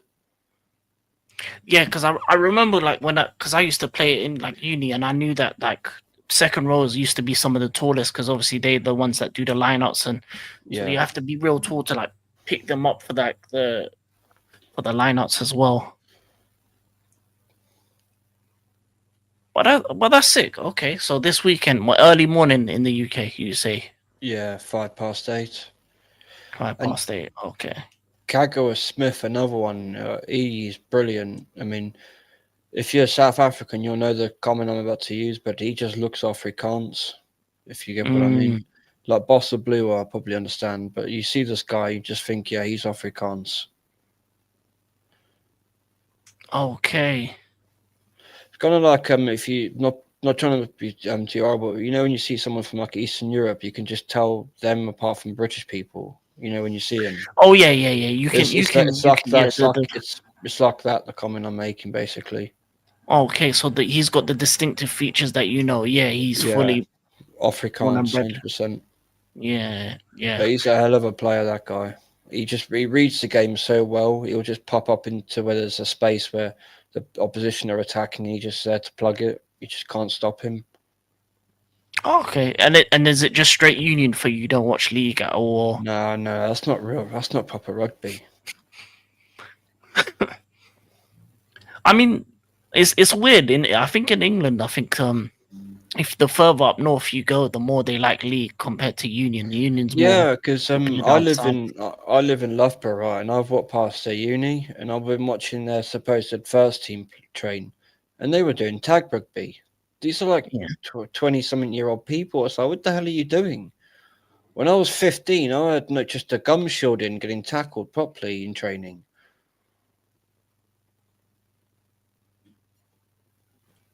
I think I have a Jamaican London voice.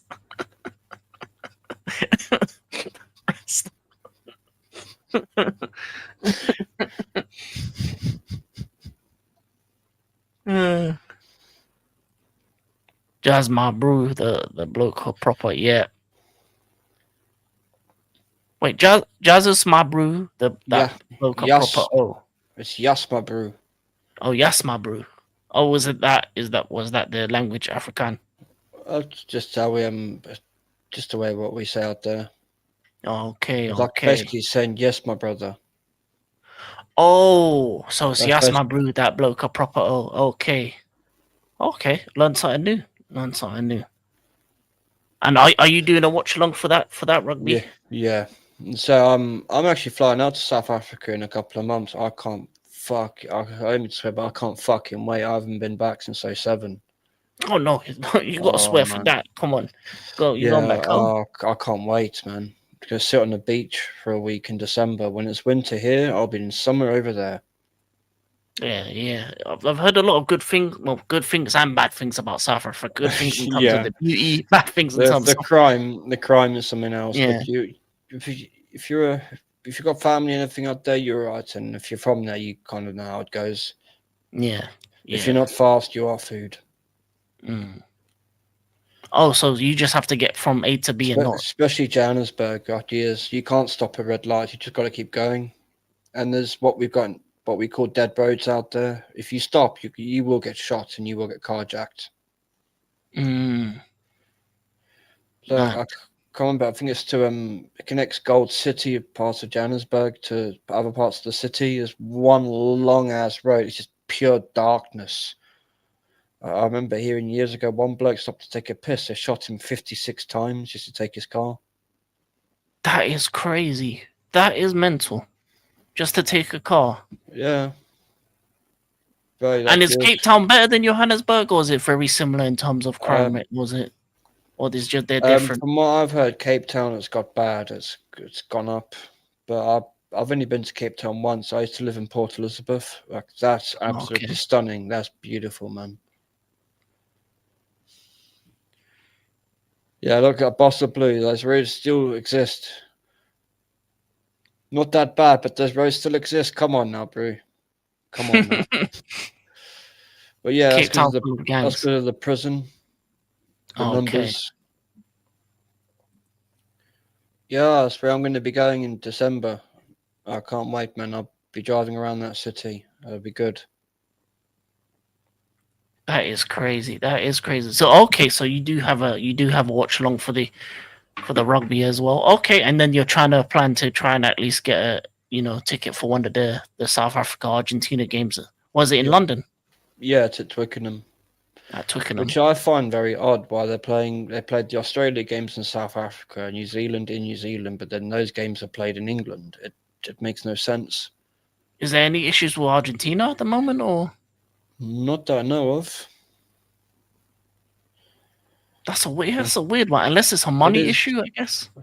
maybe. I know there's a lot of South Africans and Argentinian people in the UK, aren't there? So Yeah, there is that a lot of them as well. could be that to try and get those fans into the ground to see a game. Yeah, yeah. Maybe Twickenham paid a lot of money to have that game as well. Could be. That could be it. Because sometimes you pay just to have different nations play rugby in you. But yeah, that's a weird that's a weird one. Twickenham's a nice stadium as well. I've been there before to watch them play. It is Yeah, a nice stadium. yeah, it is a nice. I went there once for like the NFL. They had the NFL London in there. But yeah, um, Did rugby you is get? something I haven't seen live yet. No, actually, no. I did see one game live in Lyon for the World Cup. For the World Cup, Oh I went. wow! No, not Lyon. No, was it Lyon or Lille? It was one of them. One of them. I went for the. Was it Lille? Yeah, Lille. Lille for the World Cup. I went to Lille for the World Cup. Um, Wow, for that one of the must have game. been something It else. was the Scotland game. It was a Scotland game. It was crazy. I'm gonna lie, Lille turned into little Scotland. The amount of people that were there for that game. They took over this. They took over the city. You just saw just saw hella Scottish shirts. You could hear them. They were loud and proud. And yeah, man, it was a good atmosphere as well. It was a good atmosphere. Yeah, you won't But, yeah. get violent at a rugby game though. The fans are brilliant. They're really like friendly and good to each other.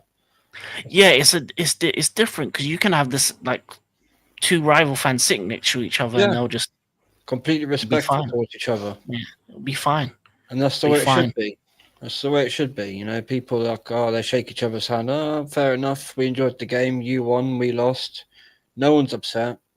Yeah, yeah. But it's even the same with with the players. Like you Yeah. can't actually disrespect the refs. You if you talk to them wrong, you're getting sin binned. So And towards each other as well. They clap each other off the pitch at every game. I mean, that's proper respect amongst each other and sportsmanship. yeah. Rasta, you're funny.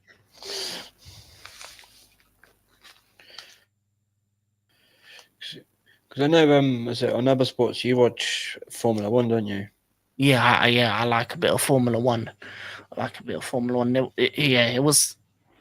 I'm a Ferrari fan. Of course, it was a bad weekend for me. Both the Ferraris crashed out. One of my young drivers that I like, Hadja, got a podium though. So you get your good moments and bad moments with sports. Like you get your when it Do you comes to still things have like Leclerc racing for you? yeah He's he pretty got, good. He's yeah good. he's decent. He's decent. He got crashed out on that race as well. Oh, that's a shame. I went to the Arsenal women versus Man United women at Emirates wearing Man United shirt. Nobody took any notice. Yeah, the women football is also very friendly as well in terms of the atmosphere as well. Women football is very nice. So it It's should be different. though. It's a lot different. There isn't that aggro and that just shitty nature to the in the fan bases in Yeah, that you get in the men's game, which is so strange. yeah. But I feel like because the women's game is very young as well, and also it's a much more family friendly audience to those games as well. I It's the think it's same with better that way. it's the same with cricket. I mean, I've been to one cricket game and the fans the same thing. You got people just walking around the whole ground talking to each other. Yeah, So that shows football is the only sport that, well, men's football has aggro and violence in it. yeah, yeah. But I feel like it is a weird one, but I feel like it's just the history of it, and I feel like it's got to the point where you can't you can't even stop it. You can't even change that mindset that those fans have, Mm. especially with certain teams. It's Because even become if you like international, like England fans go to other places, there's always that level of aggro because of things that have happened in the past. yeah, it's tribal, basically, isn't it? Yeah, it's very tribal, and also obviously England fans, England football fans in particular, when they go to other parts of the world, they just mash it up to the point where you go to certain places, you're not gonna wearing an England shirt, you're not gonna have the nicest of times. You go to like a Naples or you go to Turkey or you go certain places. Certain fans are gonna, It's the same uh, as like with Russians as well, isn't it? But yeah, yeah, yeah. You get a lot of yeah. It's weird that you get a because lot of violence with the football as like well. what international tournament it was the one in France when the Russians were training for months in the woods and they just went for all the different fans. Yeah. That was Even mad. families, yeah, Mm. even families. You just had an English shirt, you were an enemy to them. Yeah, That's they weren't what just it's like. England fans, was it? It was anyone. They were just on a Yeah, wall. yeah, 2 seconds, yeah. I'm gonna grab my wristless, bro. No problem, no problem. I'll just go through these last few. Last time was so nice. We had twice. I got Ella Toon on the back with the WCL patch. Oh yeah, Ella Toon's quality. Ella Toon is a quality player. I want to visit, bro, but I'm gonna lie to you. You should. And listen, wherever you go in the world, there's always going to be some trouble. You just have to, Facts. move in the right, correct manner. Also, always dress poor. Always dress like you're But part of the fabric. just don't do that in the UK, bro. You'll get probably taken mistaken for a crackhead or something. Yeah, Yeah, yeah, people but are like over in there. yeah, but just wear H&M and Primark. H&M, Primark, yeah, Primani next. Stuff like that. Just wear the basic stuff. Don't have no big gold watches on. Don't have no chains. Don't have no don't have your phone out either. Keep that in your pocket, in your hand, on your phone at all times. Yeah, man. Don't have that out. Especially in London. Always keep your hand on your phone in the tube. Mm. Okay, what can I ask you? Big up King. Who had the best five transfer window? Who had the best what transfer window? The top five transfer windows. I think Liverpool Liverpool would definitely, Liverpool City number because one. they're basically signing a whole another 11 players. Yeah, City was up there. Um, Who else was good? who did Forest get in? Sunderland was good. Well, who did Forest get in? I'm not sure who Forest got in. Like one we got to laugh at is Tottenham because they just failed. Yeah, they failed a lot. Tottenham failed Got a lot. no, they got to be bottom of the pile with their transfer window. Yeah, Newcastle had a 50-50 one, so I wouldn't even say they're top five. It would be fourth and fifth in terms of transfer windows. I'd definitely put United in there because all their players have that they've signed have immediately improved their squad. You know what? I do agree with that actually. Outside of them not getting midfielders, they pretty Yeah, much did everything else they needed to do. They got the yeah. goalkeeper, they got the attackers. Yeah, So yeah, I'd say United third, and then I'd say Arsenal fourth because we only got yeah, really two players, maybe three, Zubimendi and yeah, Mosquera in time, so that'd take it to four. But two that definitely improved the squad is just Eze and Gyökeres. yeah. And then I'll put Chelsea fifth Yeah. just because of the selling more than the buying really. Well, in fact, I'd actually put you fourth and Arsenal fifth because your selling is just brilliant, one of the best in the Yeah, league, up there with yeah, Brighton. yeah. Just on selling alone, I think we were the best. Like I'd say Chelsea and Brighton are probably the two best teams in the league for selling players. Brighton Yeah. are fantastic at finding these little gems for dirt cheap and then making big profits. To be honest, we're one of the teams buying them most of the time. So yeah, my squad as well. We bought two. Yeah, yeah. Well, in fact, we brought three, haven't we? We bought no, sorry, David Red didn't come from Brighton. My bad. To be honest, if it was to selling, it would be probably Liverpool, us, Brighton. City are good sellers. City are good sellers. Who else are good sellers? Who's that good at selling? Palace sometimes. Southampton used to be when they had good academy players, but they're not anymore. Who's that good at? West Yeah, Ham those are the used only to four. be as well. West Ham used Yeah, to. You think Joe yeah, Cole, Lampard, Rio? yeah. They had some really Even good players recently from with their Declan academy. Rice as well, the price they got for him. Robert van Persie from Arsenal. You know their academy.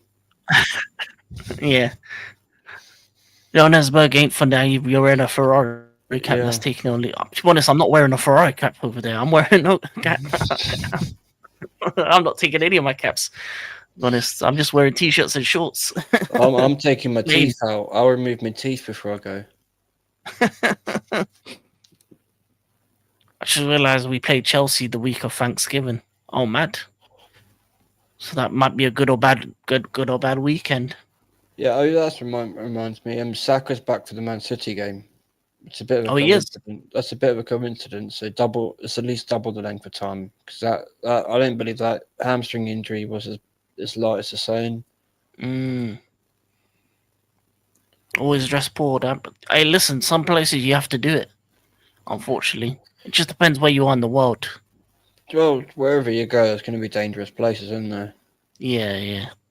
Some are safer than others, so like some you can get away with, but yeah.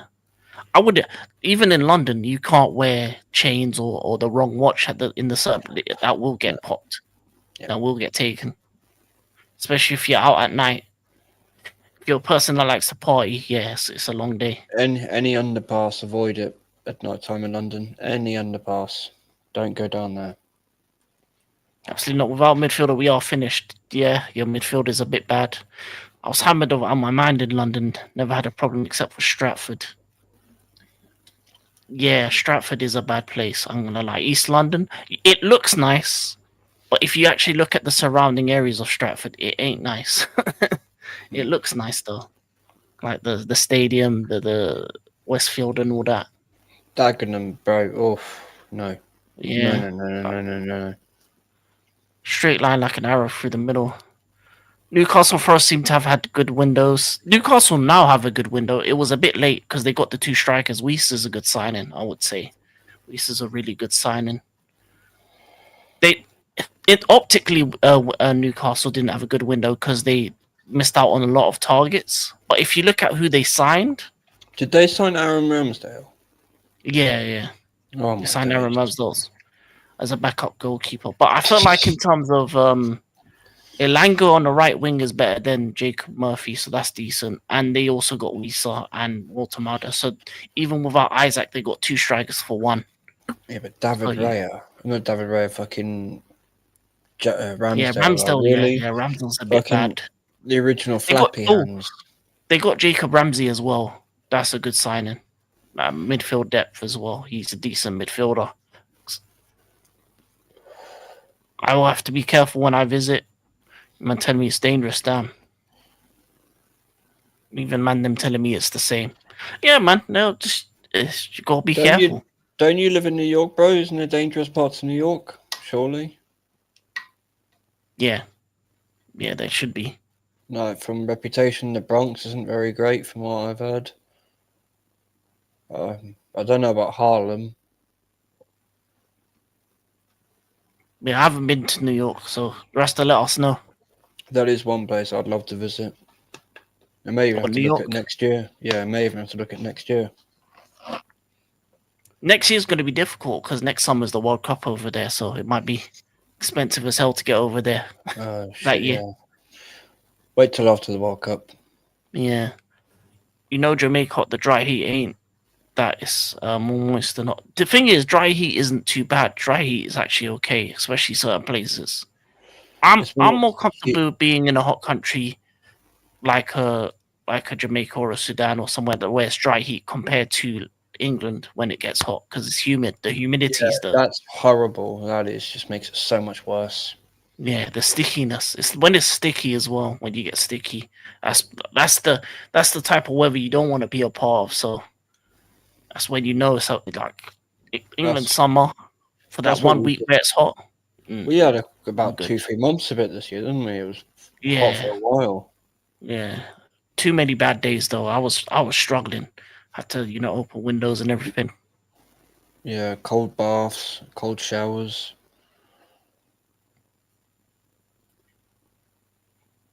True, true. Yeah, that's a decent-ish window. I mean, Ramsdale's the only bad signing there, but they lost Isaac, so it's like a is You all know, that worth Isaac? Maybe. with Palace, I'm not surprised they didn't let Mark Gay go because I think to let Eze and Gay go in the same season, that's a big loss for any team. Yeah, it is. It is, and also they didn't buy a centre back, so they had no replacement. So you can't let him go without a replacement. Once that fell through, they weren't going to sell. Well, he was their Big up captain. Adam. He's their captain, isn't he? So if you're going to sell your captain, you have to get a player of that sort of quality back in. Yeah, yeah.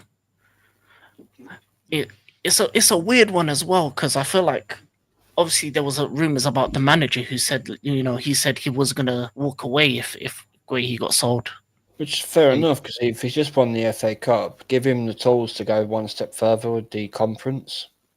yeah, yeah, and it's weird because you sell your two best players after because you've already sold Elise, then he wins you the FA Cup. Now you're selling Eze, so both of your two attacking talents are gone, and I don't think they really ever replaced Elise like that for me. No, and So he's probably looked at West Ham when they sold Declan Rice to us after winning the conference and gone, "Yeah, I don't want that happening to me." yeah, Because it's his yeah, CV. Like big up to Shane again. He made that point. He's thinking of his CV, and yeah, fair enough. yeah, Because yeah. if you want Palace their first ever trophy and you want to improve on it, excuse me, you want to be given the tools to actually do the job. Yeah, and plus, every good thing he does, it's an opportunity for him to get the bigger job. Like Exactly. he's probably a candidate to go to United after this if he continues to do well by Palace. You know, Even my 'Cause- even potentially my club. even potentially Arsenal. Like also you also have the likes of Areola.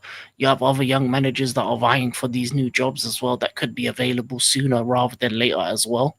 If these current managers keep messing up in the big clubs, so You see, yeah. I'd rather what's his name over Areola. Oh, Glasner. That's it. I've forgotten his name. He's a very, very good coach, and I think what he said to Pep at the FA Cup final was brilliant. Your Yeah. system base needs to end, Mm, and mm, he's right. He's right. It needs to end. yeah. It doesn't work anymore. Yeah. Yeah. Pep's system isn't what hasn't worked for him this season either. He needs to change it up. I Sometimes you got think to change it up. I think he is. I think he's going to start going down the wings, and none of this playing out from the back nonsense. Mm, Because Donnarumma's not that keeper. He's not one for doing that. That's why no, no. Enrique got rid of him. Yeah, he's more of a shot stopper. So and also he knows that they give up a lot of shots. So Which he's is gonna be one who's surprising gonna that be good. PSG sold him. I wouldn't have sold him. Yeah, but I feel like they believe in their manager because obviously they sold well, they got rid of Messi, Neymar, Mbappe, and they've done better than before. So I Yeah, feel like which in their mind, if you got rid of those three, and then you went on to win the Champions League, what the manager wants, he gets. And yeah, if he which is wants fair enough. a ball playing goalkeeper, yeah, I feel like that's the thing. Once if you as a this is the thing that Arteta should have never got. He should have never got the opportunity to have control of the transfers like an Enrique, because Enrique's actually won things for him to have those opportunities. But on the other hand, Arteta hasn't done enough for him to be the guy. He hasn't because if you look at Emery, he had won things. He'd done it for a while, and he wasn't giving anywhere near this backing, not even 2% of it. Yeah, And he had Edu buying his transfers. yeah, and that was terrible. Yeah, And it was terrible. Forrester finding out the hard way how bad yeah, Edu is. because Nuno's seen straight through him. Nuno's gone, yeah, you're a fraud. You're a Mm, con man. And that's exactly yeah, what Edu is. He's a con man. yeah, man. He stole £3 billion out of Arsenal. That's why he doesn't work at the club anymore. Yeah, yeah, and all those Brazilian signings that he did. Yeah, and only one of them has ever worked Marquinhos. out. That's the 3 million he stole. Yeah, what the Marquinhos? Yeah, because I remember he was a free transfer, but we supposedly gave them 3 million to keep good relations. That went Mm, into Edu's bank. It was proven the club found out he embezzled £3 million. that is crazy. That is mental. And then you got Ralstonelli. He did the same thing with the Pape deal. Vinay set up the ballot system, which is still scamming fans to this day, and he's no longer at the club. Yeah. And it's just one of the con men still left, which is Arteta.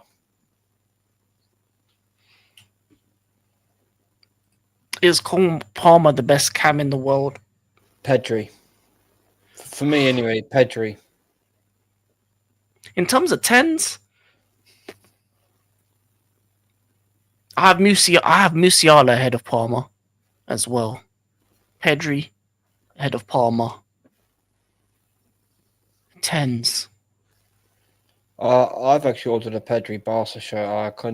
I'd say he's my favourite player in world football right now. He is just class, man. Yeah, he is cold. It's He like is watching cold. a young Fabregas again. That's why I watch Barca. I don't even really bother about the other players to see what he does. He's just so Mm. good. I wouldn't say Cole Palmer is the best 10 in the world. There's a couple that are ahead of him. There is a couple. They got Barca Pedri Blue. is at 8. Pedri is at 8, but he can play 10 as well. That's the thing. His passing and his creativity, he is a 10, man. He's just so good. Yeah. But even if, okay, let's say you say Pedri is at 8, I would even put Musiala ahead of Cole Palmer at this moment. For I'd me, put Eze ahead of him, to be honest. no, I wouldn't do Eze. No.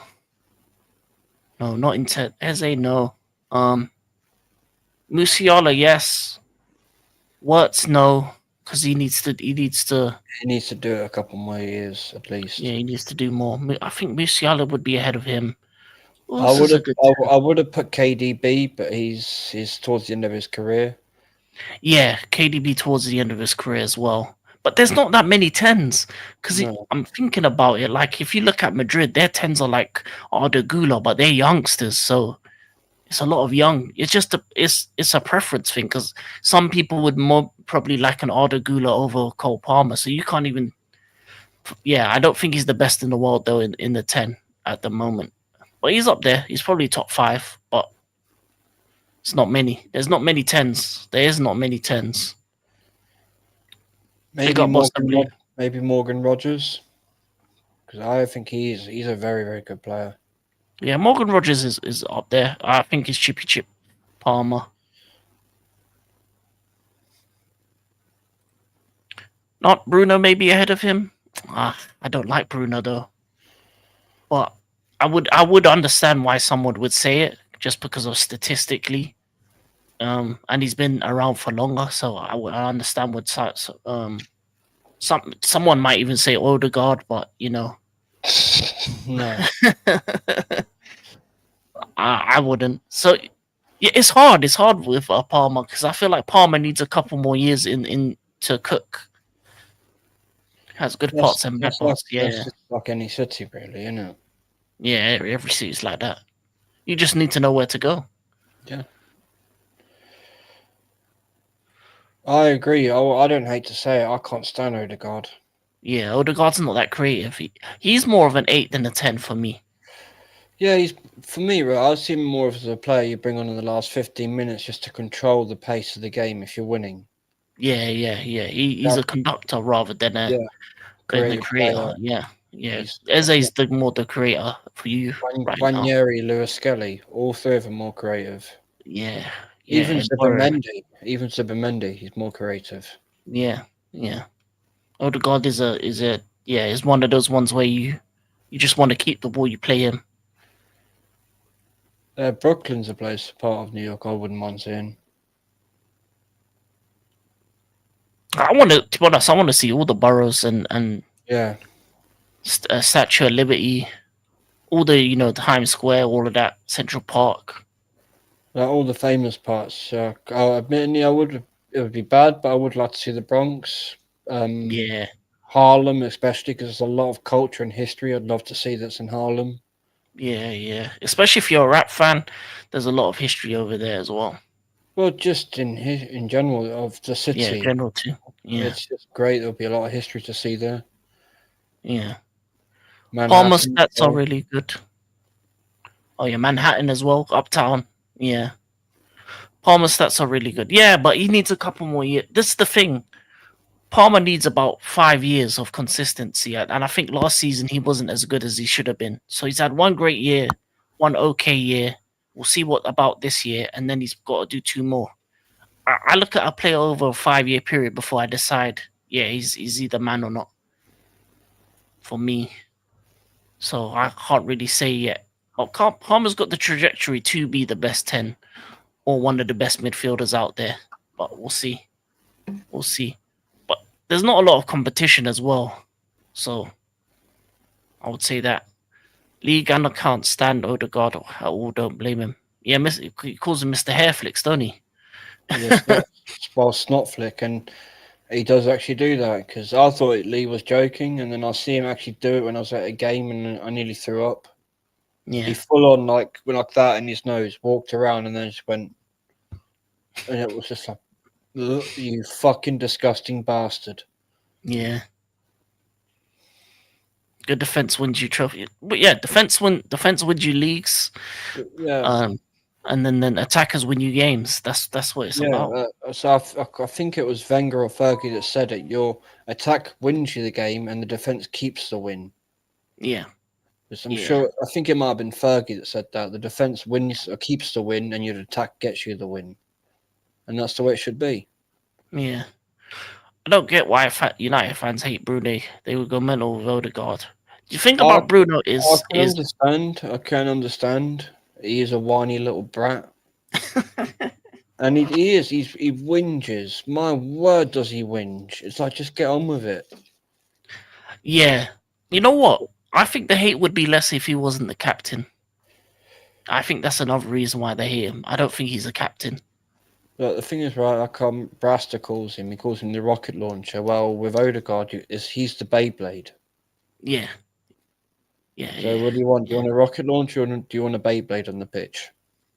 The rocket launcher at least sends things forward. The Beyblade just spins in the same spot. True, true. But Bruno doesn't hide score some important goals, assist. That is Very, true, but very, that very is more true. post. That is true. When That is Odegaard, true. he won't turn up to like the 36th game of the season and then I'm going to shoot now. Yeah.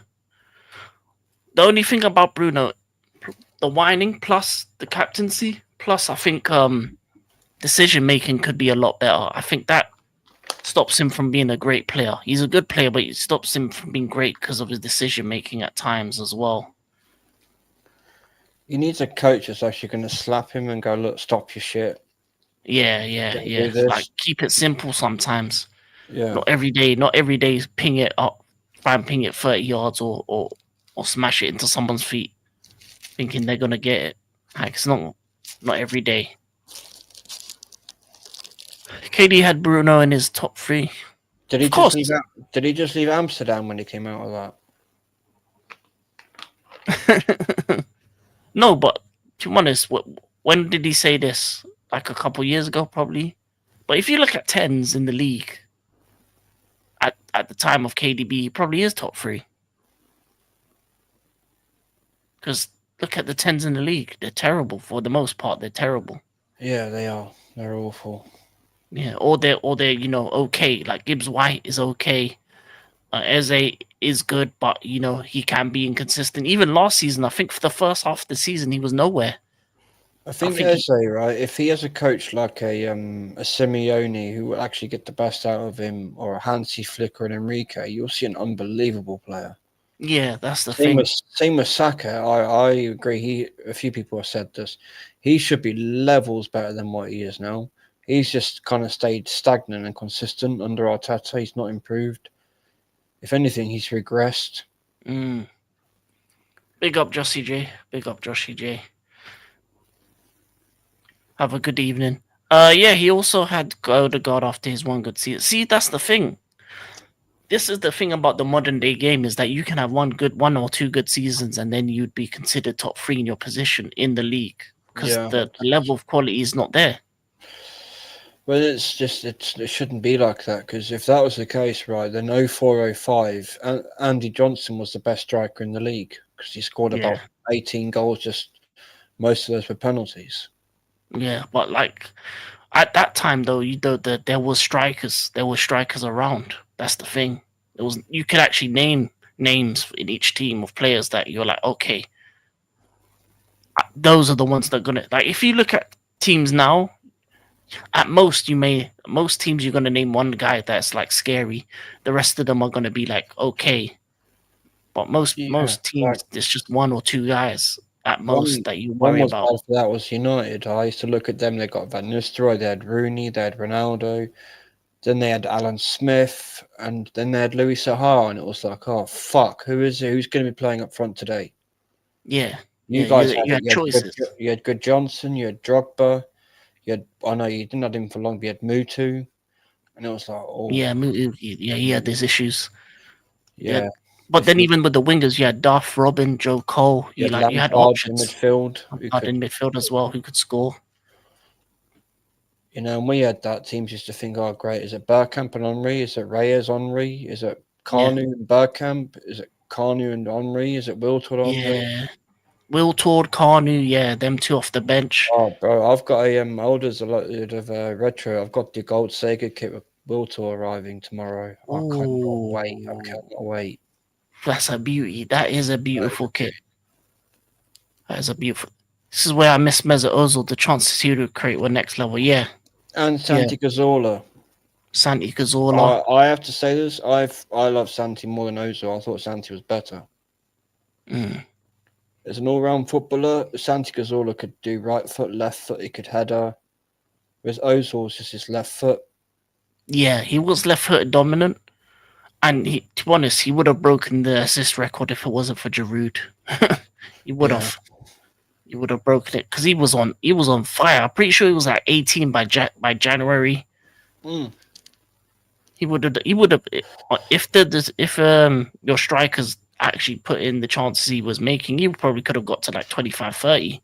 Imagine if he'd signed Ozil the year before Van Persie left.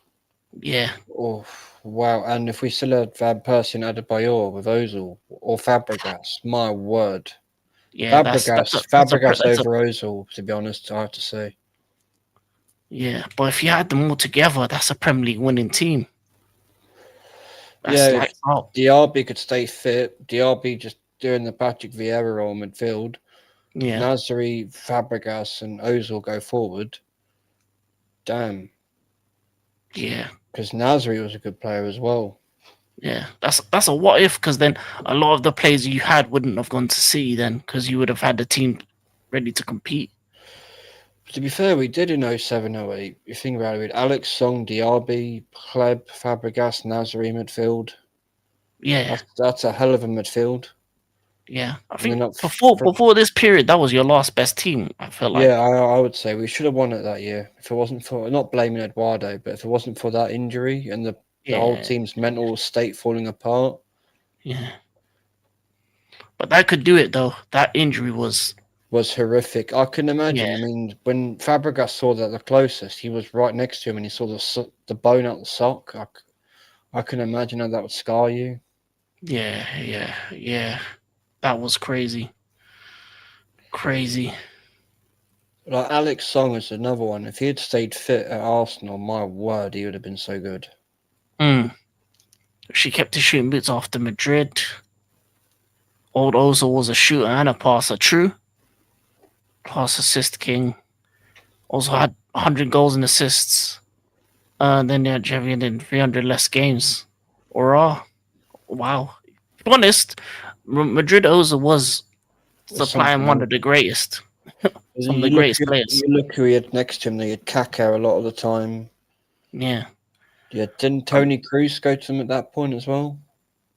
I don't know if he was there by then, but he was supplying Ronaldo, Benzema. He was supplying them, man. Higuain, Di Yeah, Maria. Higuain. Yeah. And even at the time, Ronaldo was upset that they let him go Yeah, because the amount of assists that Ozil was or chances he was creating Ronaldo. Imagine how many more goals Ronaldo could have got. yeah, not just him, Benzema and Higuain, because both of them were Yeah, both deadly. yeah. Diaby would have been a super Pogba. True, if injuries though, injuries hurt them all. Just don't go to the bro. you can take him, Rasta. You know, hood tour.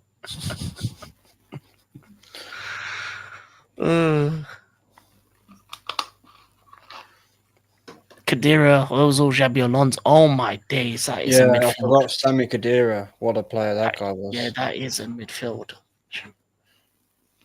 And that My defense as well, Sergio Ramos, Pepe.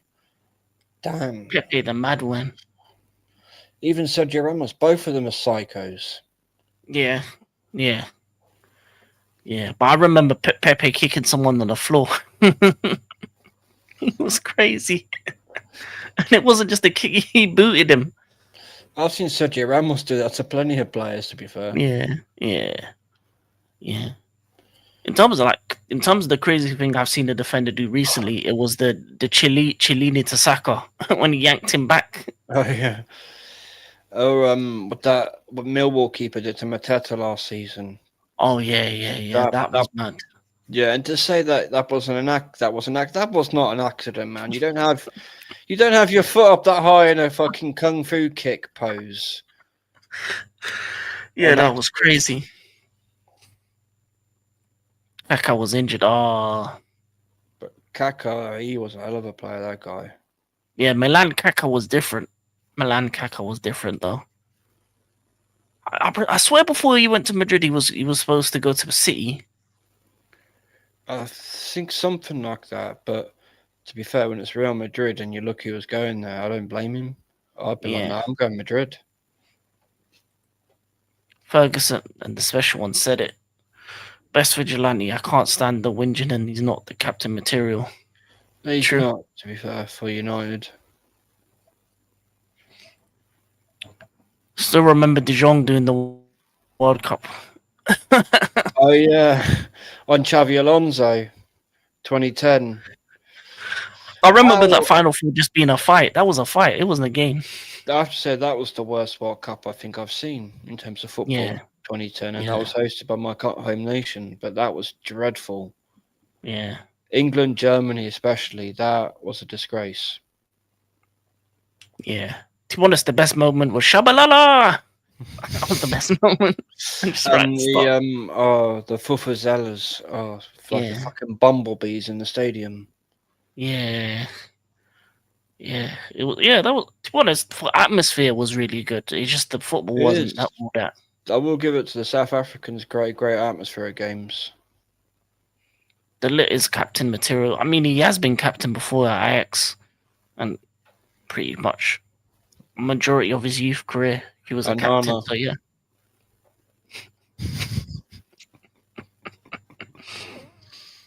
Netherlands and Germany were so good growing up. Oh True. man, they had, especially the Netherlands, they had so many good players. Mark van Bommel, Van der Vaart. Uh, wow, they had some good players. Yes, Seedorf, Edgar Davids. Clarence Seedorf, man, what a player. Yeah, man.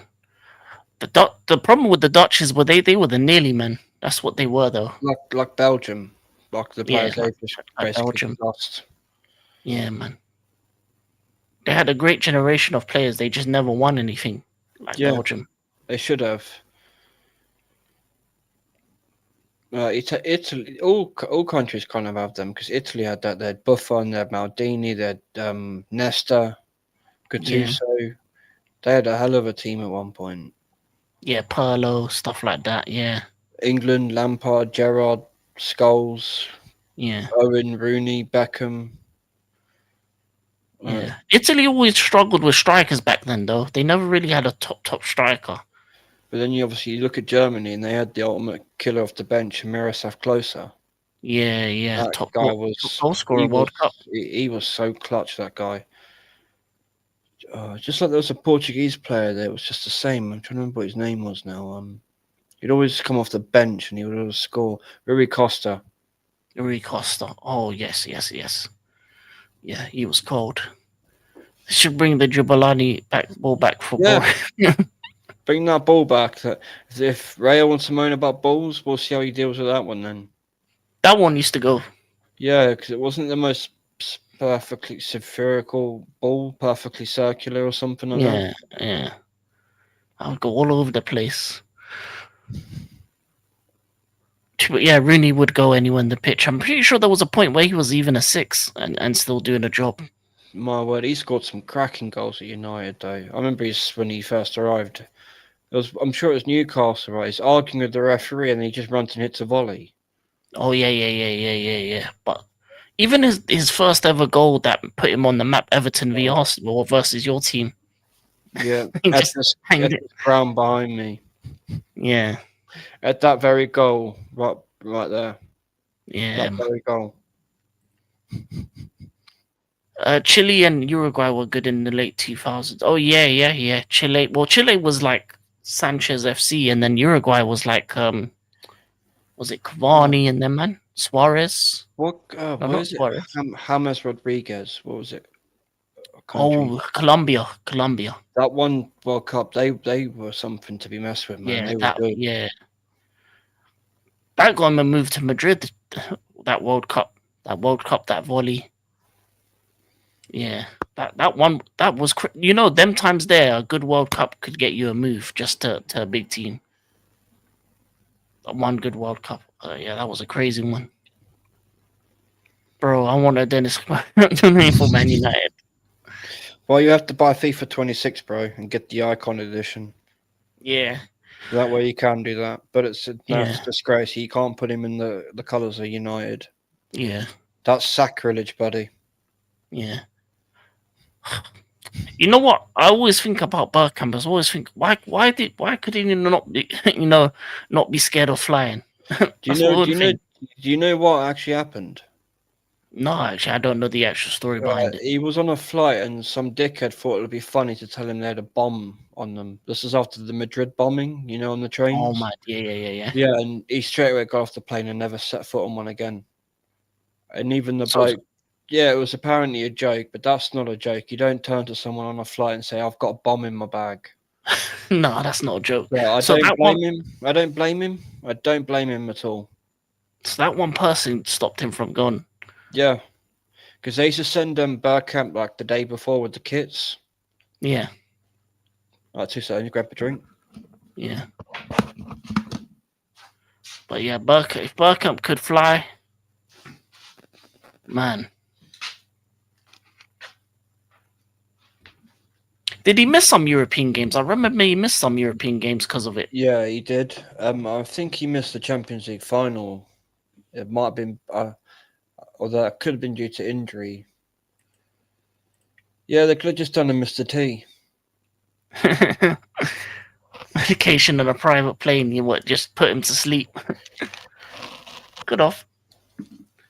But yeah, no, I feel like him not being able to fly was a big difference maker for you in Europe as Yeah, well. not just that for Holland. You think Yeah. how much because he missed so many international tournaments because of that. Mm.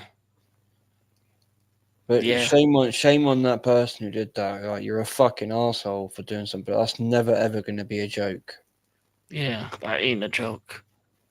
That just probably before, ruined his career to a certain extent of how great it could have been. Even like he had a great career, but that could have put him onto another level. Just how good of a player he was. Because even if you ask Henri, he says, "Oh, what's the best player you played with?" He says Bergkamp. Bergkamp. He says Bergkamp. So many of them have said it. Yeah.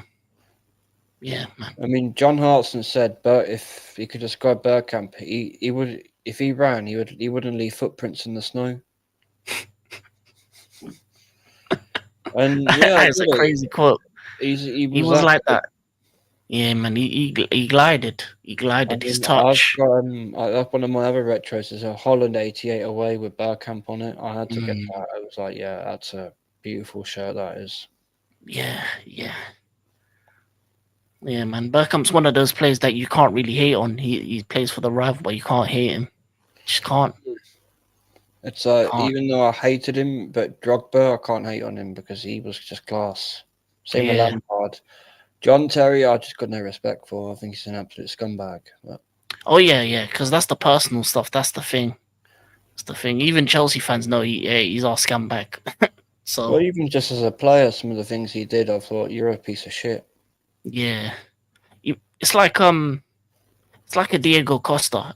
If he's playing for you, you love him. If he's against you, you just don't want him. Yeah.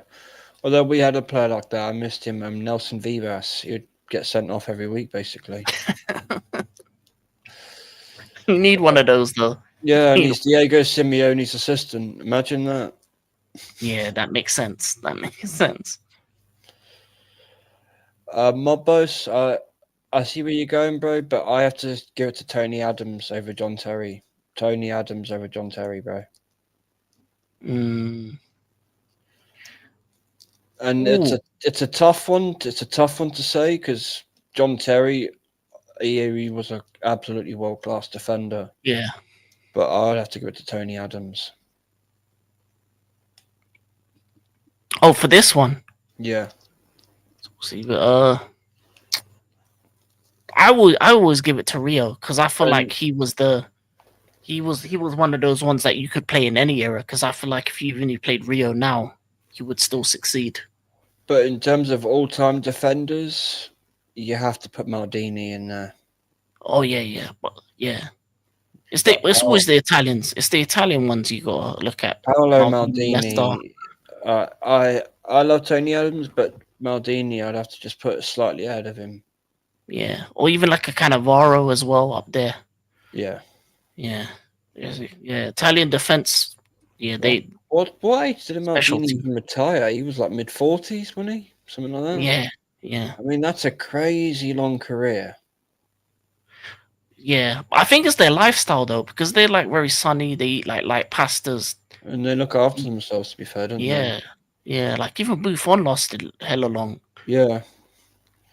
I because think a they lot of players say go Italy if you want to have a long career. as well eat a lot of things that's good for your bones and your joints. Because there's a Italy, yeah, so I think what was it, Italian restaurant I used to go to in London, run by just a bloke on his own, and he used to make all these wines and stuff from his own allotment. That's good for your joints and all these other ailments. So I wouldn't be surprised if that has a lot to play in it. Yeah, yeah, it's the lifestyle because you're in the nice sun, But you're I'm eating pissed. good food. He's gone now. I can't even go to his restaurant anymore. Food was delicious. Oh, well, we went back home. Maybe I don't know. If you know London, he used to have his restaurant right next to Totteridge and Whetstone Station. Oh, okay. Right next to it, as you come up the hill, it'd just be one of the first places on your left. You couldn't miss it. Run by a guy called Wow. Manny. Oh man, his Mm, food was so good. okay. Ramos and Pepe, a dangerous team in defense, hurting people on purpose. Yeah, Yeah, they would. They would. People say Beckenbauer. You know yeah. Beckenbauer was up You have there. to include. You have to put him in there. Yeah, he was up there definitely. But you can't. I have to stand by. You can't leave Maldini out of this conversation. Yeah, yeah. It is a difficult question though, as well when it comes to generations. Sometimes you have to go generation to generation because football changes so much every maybe like 10 to 15 years. But yeah, No, so uh, just thinking now, I can't really think of one I'd say in world football that's anywhere near those players' level. Carlos Bell is Personally. my favorite right back. Okay, is there any defenders that are of that levels now? I No, actually not don't think really. so. Not I don't really. think so, to be honest. Not really. Some people say Van Dijk, but he He's has his probably he's problems. probably he's probably the closest, to be Yeah, honest. But I can't think of any. Maybe if Saliba wins 4 or 5 years in a row, yeah, then yeah. yeah. But Saliba no, maybe in the future, maybe. Rudiger's a madman, but he's not up there, even though he's one of the best now. Um, yeah, there's not really many. There's not many names now you would put up there all time.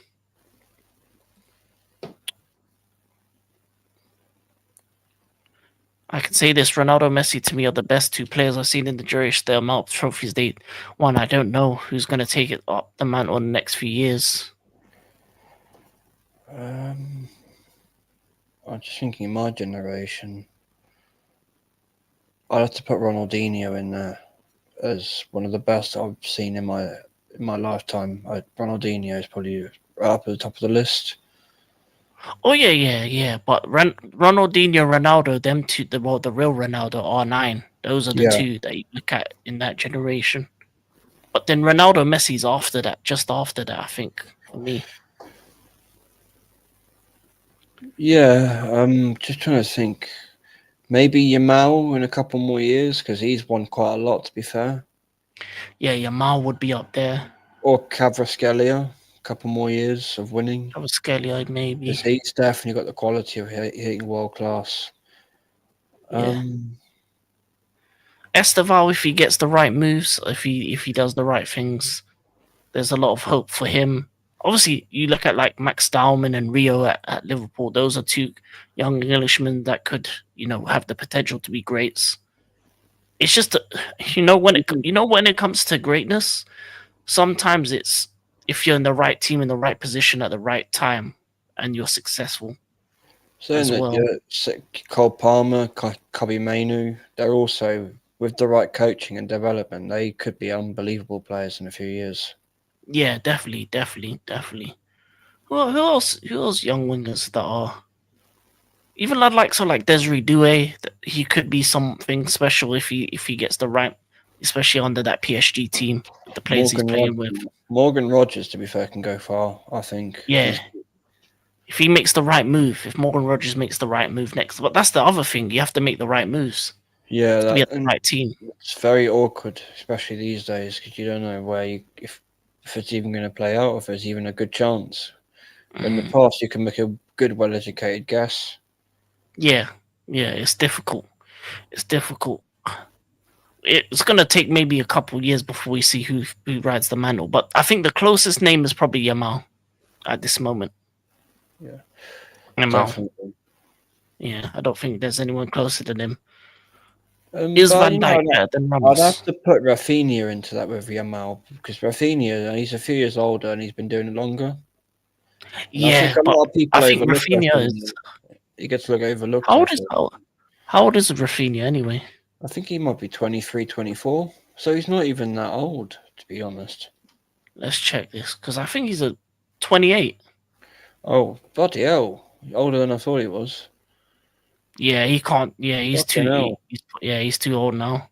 I genuinely thought he was around 23, 24. No, he can't be. So Damn. it's probably Yamal. Is Van Dijk better than No, Ramos? no, No, no. no. Pedri as well with Yamal. I'd have to put Pedri in there. Oh yeah, Pedri is one of those ones that could be. Who else? I mean, if Vinny could, but he needs to be less Rodrigo arrogant. as well. Yeah, Rodrigo, true. Mbappe, but he needs as well another one that really needs humbling. And Yeah, needs to learn to play with other, use his teammates in the game, yeah, not by himself. yeah. They the Mastuno, the guy they got, Fabio Mastuno, he looks nice. Even Arda Gula, he looks like a modern day like Ozil type. You know that Turkish don. No one mentions Cannavaro ever, even though he won the Ballon d'Or. It's because he's short. That's why. That's why. Yeah, Saying that Inzaghi as well, he was a very good player.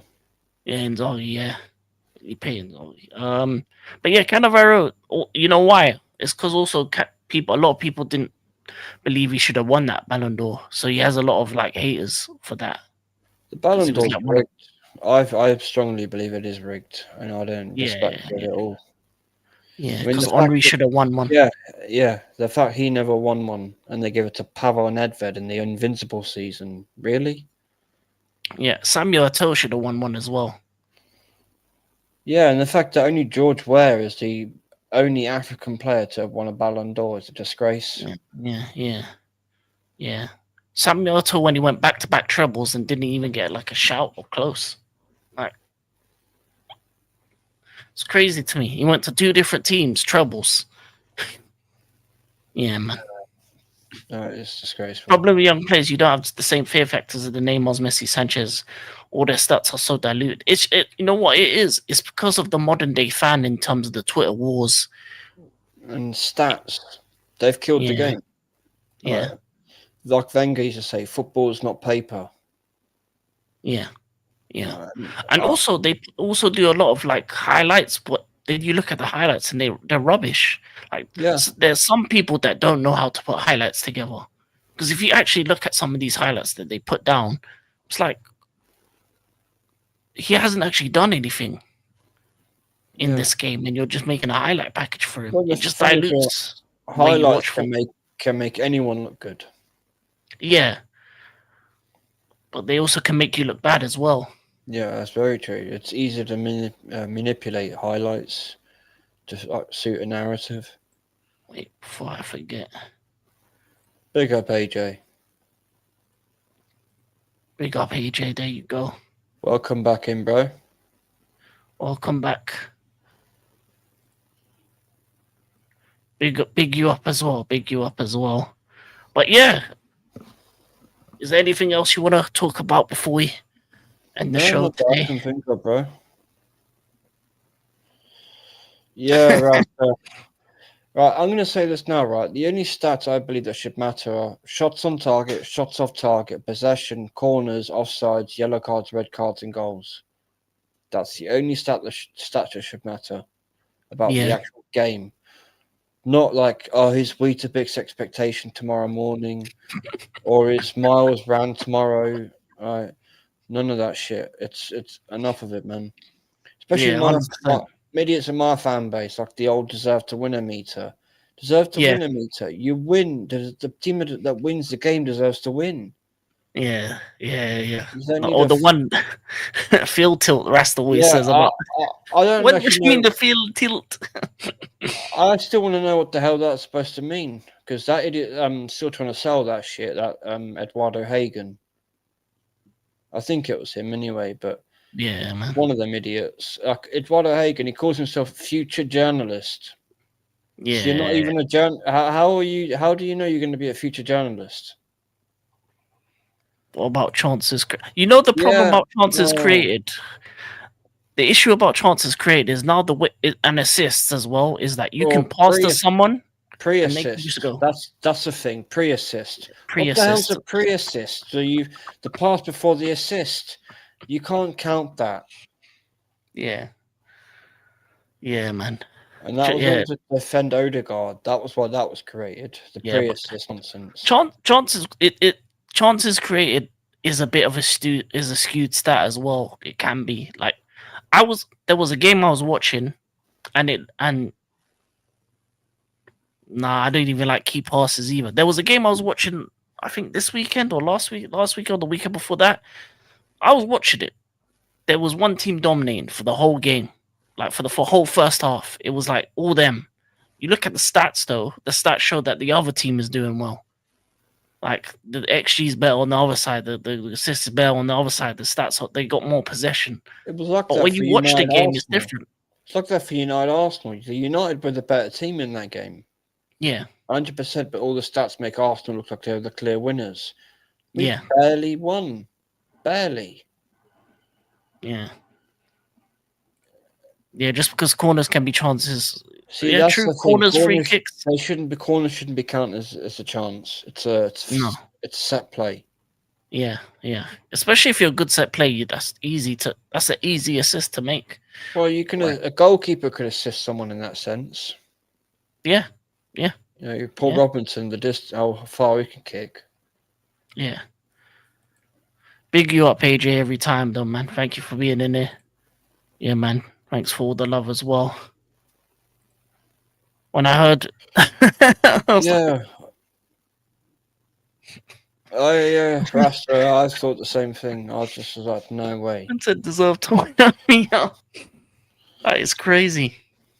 That is crazy. What's the best creative start to assess the Odegaard then? Watch him. Actually watch him play. Get, See where he passes, how he passes. it's called XTD, times hidden. Because if you actually watch Odegaard in a game, a lot of what he does is retain possession. He doesn't really go forward that much. And also, in the game against United, there was a plenty of counter-attacking chances where he held on the Yeah, ball too long yeah. or didn't make the pass in the right time. If you actually watch him play the game, you can tell that he doesn't have the decision making to be a proper creator. Also, when he's screaming for the ball, there's normally 2 or 3 players in front of him. Yeah, And yeah, he'll be on the other side of them like that, screaming for the ball. And you can't. How's he meant to get to you? yeah. Strikers are easy shots, targets, goals. Yeah. Strikers are easy to look at, analyze. And there's Because XG as well. It's one of the most. It's so misleading. yeah, it is. It is. But yeah, strikers, you just need to score goals.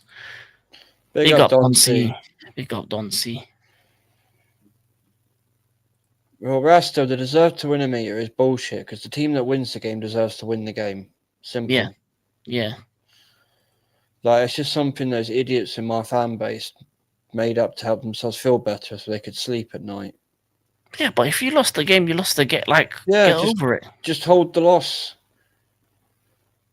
Like I wasn't annoyed that Liverpool beat me. I was annoyed at the fact how Arteta set up. Yeah. That's the thing. It's still annoying me now. Yeah. Well, that's the thing. That's you want your team to go with the mindset of wanting to win, not just let's take the draw. Yeah, because I mean, I even said it right. If we kept them quiet for 60 minutes and then take off Marino and Zubimendi and throw Eze and Ethan at them for the last half an hour, cool. I can see you've actually quieted Anfield for an hour, and in the last half an hour, you put them to the sword.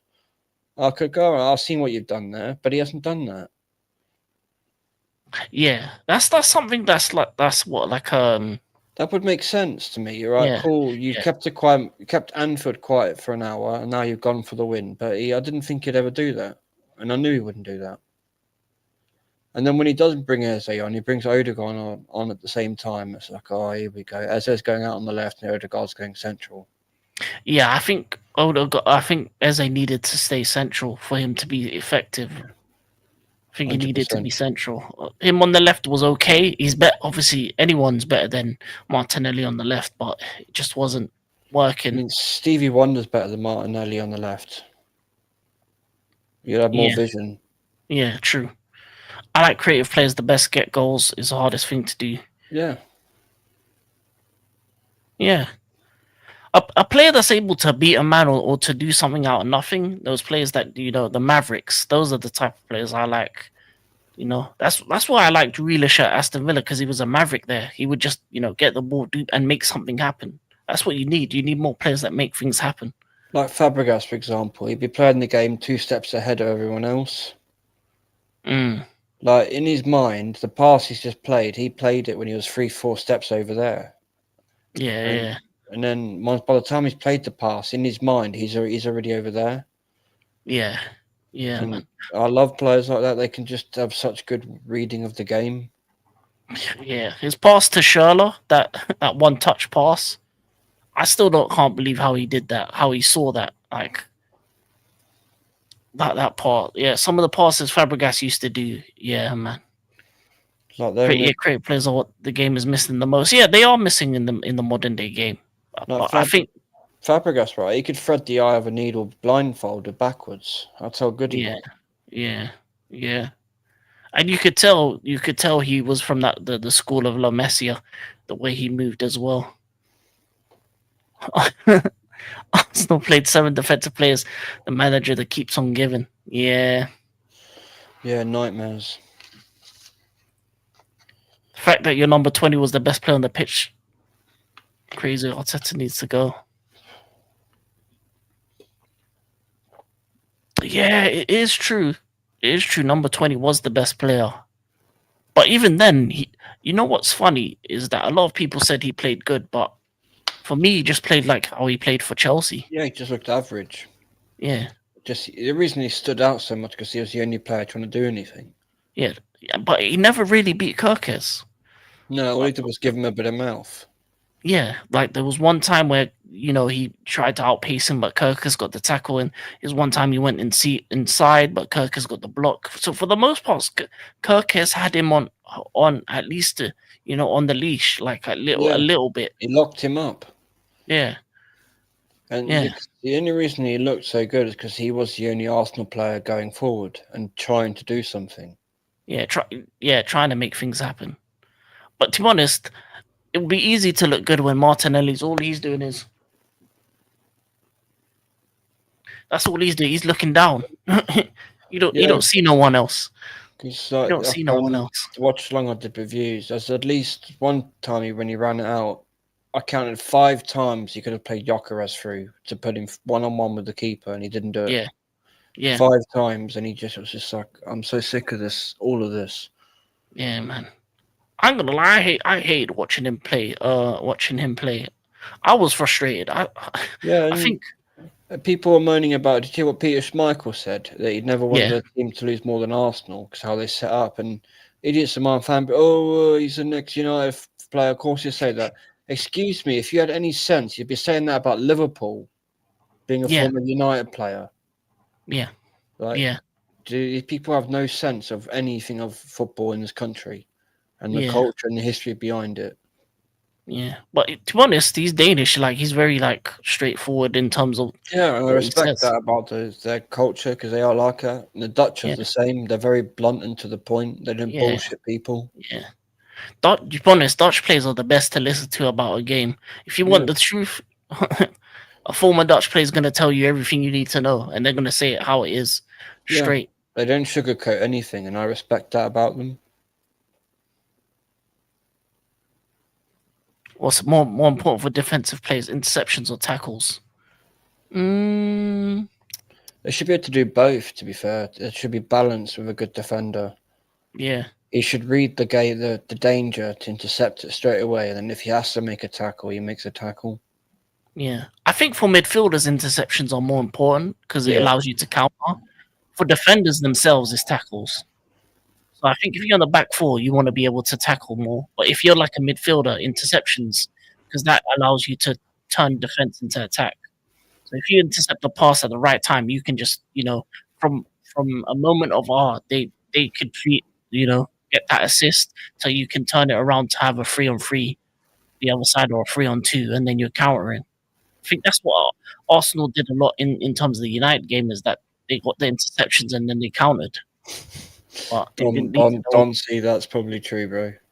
Throw PCP in there as well. You have two proven goal scorers start, then why are you bringing the second half? Well, even with Max Dowman, he brings him on in the 87th or 88th minute. Yeah. Why? But he leaves Lewis Skelly and Ethan Wanyeri, the more experienced players, on the bench. Yeah, he never. You know what? I'm gonna say this. Anyone, Eri, if you ever see this or if you ever hear this, you should have never signed that contract. Ethan, if you see this, get yourself to Dortmund on loan. You will do well out in Dortmund, and you can come back when this Legohead prick is gone. Yeah, man, get yourself a loan. Please save your career, bro, and your hamstrings. Ethan, if you see this, get your agent to ring up Dortmund and go there on loan. You will ball out at Dortmund, bro. Yeah, man. He would ball out over there. The king of Denmark was right. It's not like he won the treble and saved the crucial goal. Yeah, man. There are certain players that tell you the truth and certain that lie. So it depends on which ones. Well, the fact a former United player who's a legend said he would rather Liverpool beat Arsenal than Arsenal beat Liverpool. That tells you everything you need to know. Yeah. Because he knows which team wanted to win. Well, he's a former United player. He's not going to want Liverpool to win a game, is he? No, he's not. He's not. And he made it very clear it's from how Arsenal set up. He had never wanted a team to lose so much, and I was like, I can understand that. Yeah. Because even if, let's say you want to set up defensive, at least have something that allows you to counter, or allows you to, Like, at least I tried. I know it's not the best, but Eze on the left, sorry. Yeah. No, I think the mistake they made, take off Marino, put Eze in the 10, and then who was left? Put Trossard in the left. Who was right? Who would go right? Yeah. So Eze, Trossard, Madueke, Gyökeres. If you had at least 4 attacking players, at least then if you're countering, you got 4 guys running forward, and then maybe you have more options. Even Zubimendi Rice double pivot and have Eze in the 10. Yeah. Just tell, with Gyökeres, Madueke, and Martinelli on the left. I would have Trossard in the left. I don't like Martinelli at all.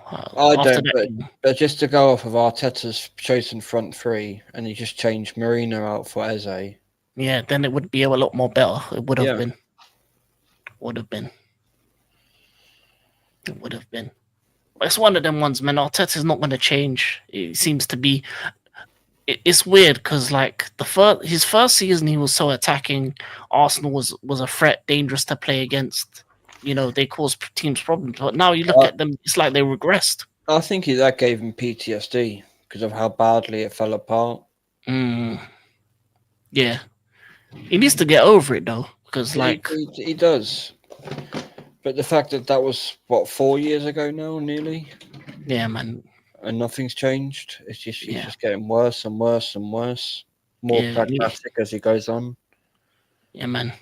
He needs to loosen the handbrake, because if he doesn't, it's gonna be another winless season, and that might be his job. Well, it should be his job. Should be his job. I say might be. I don't trust your ownership to fire him. I don't. I'd hope in the last season, but I don't have any hope he'll be sacked anytime soon. No. Especially when there's parts of your fan base that still appreciate him. Well, the fact that legends like Adams, Henry, and Petit and Merson have all been attacked by idiots in the fan base because of one person from Canada in particular. Yeah. But we'll just leave it at that. Yeah, man. But This was great, actually. I enjoyed this. Yeah, yeah, it was. It was a nice change. It was fun. Yeah, man. I like talking sports. I learned a bit of rugby as well. I'm gonna, you know what? I'm gonna be there for that early morning kickoff. I want to watch that game. I appreciate it, bro. What channel is it on? Is it on Sky or BBC Uh, or? I don't know, bro. I'm using a suspect site, if you get what I mean. Okay, okay. Well, I'll try to find out where it is because It if I have to use the site, probably will I'll be on use the site. Sky, but that's the one I've used in the private chat.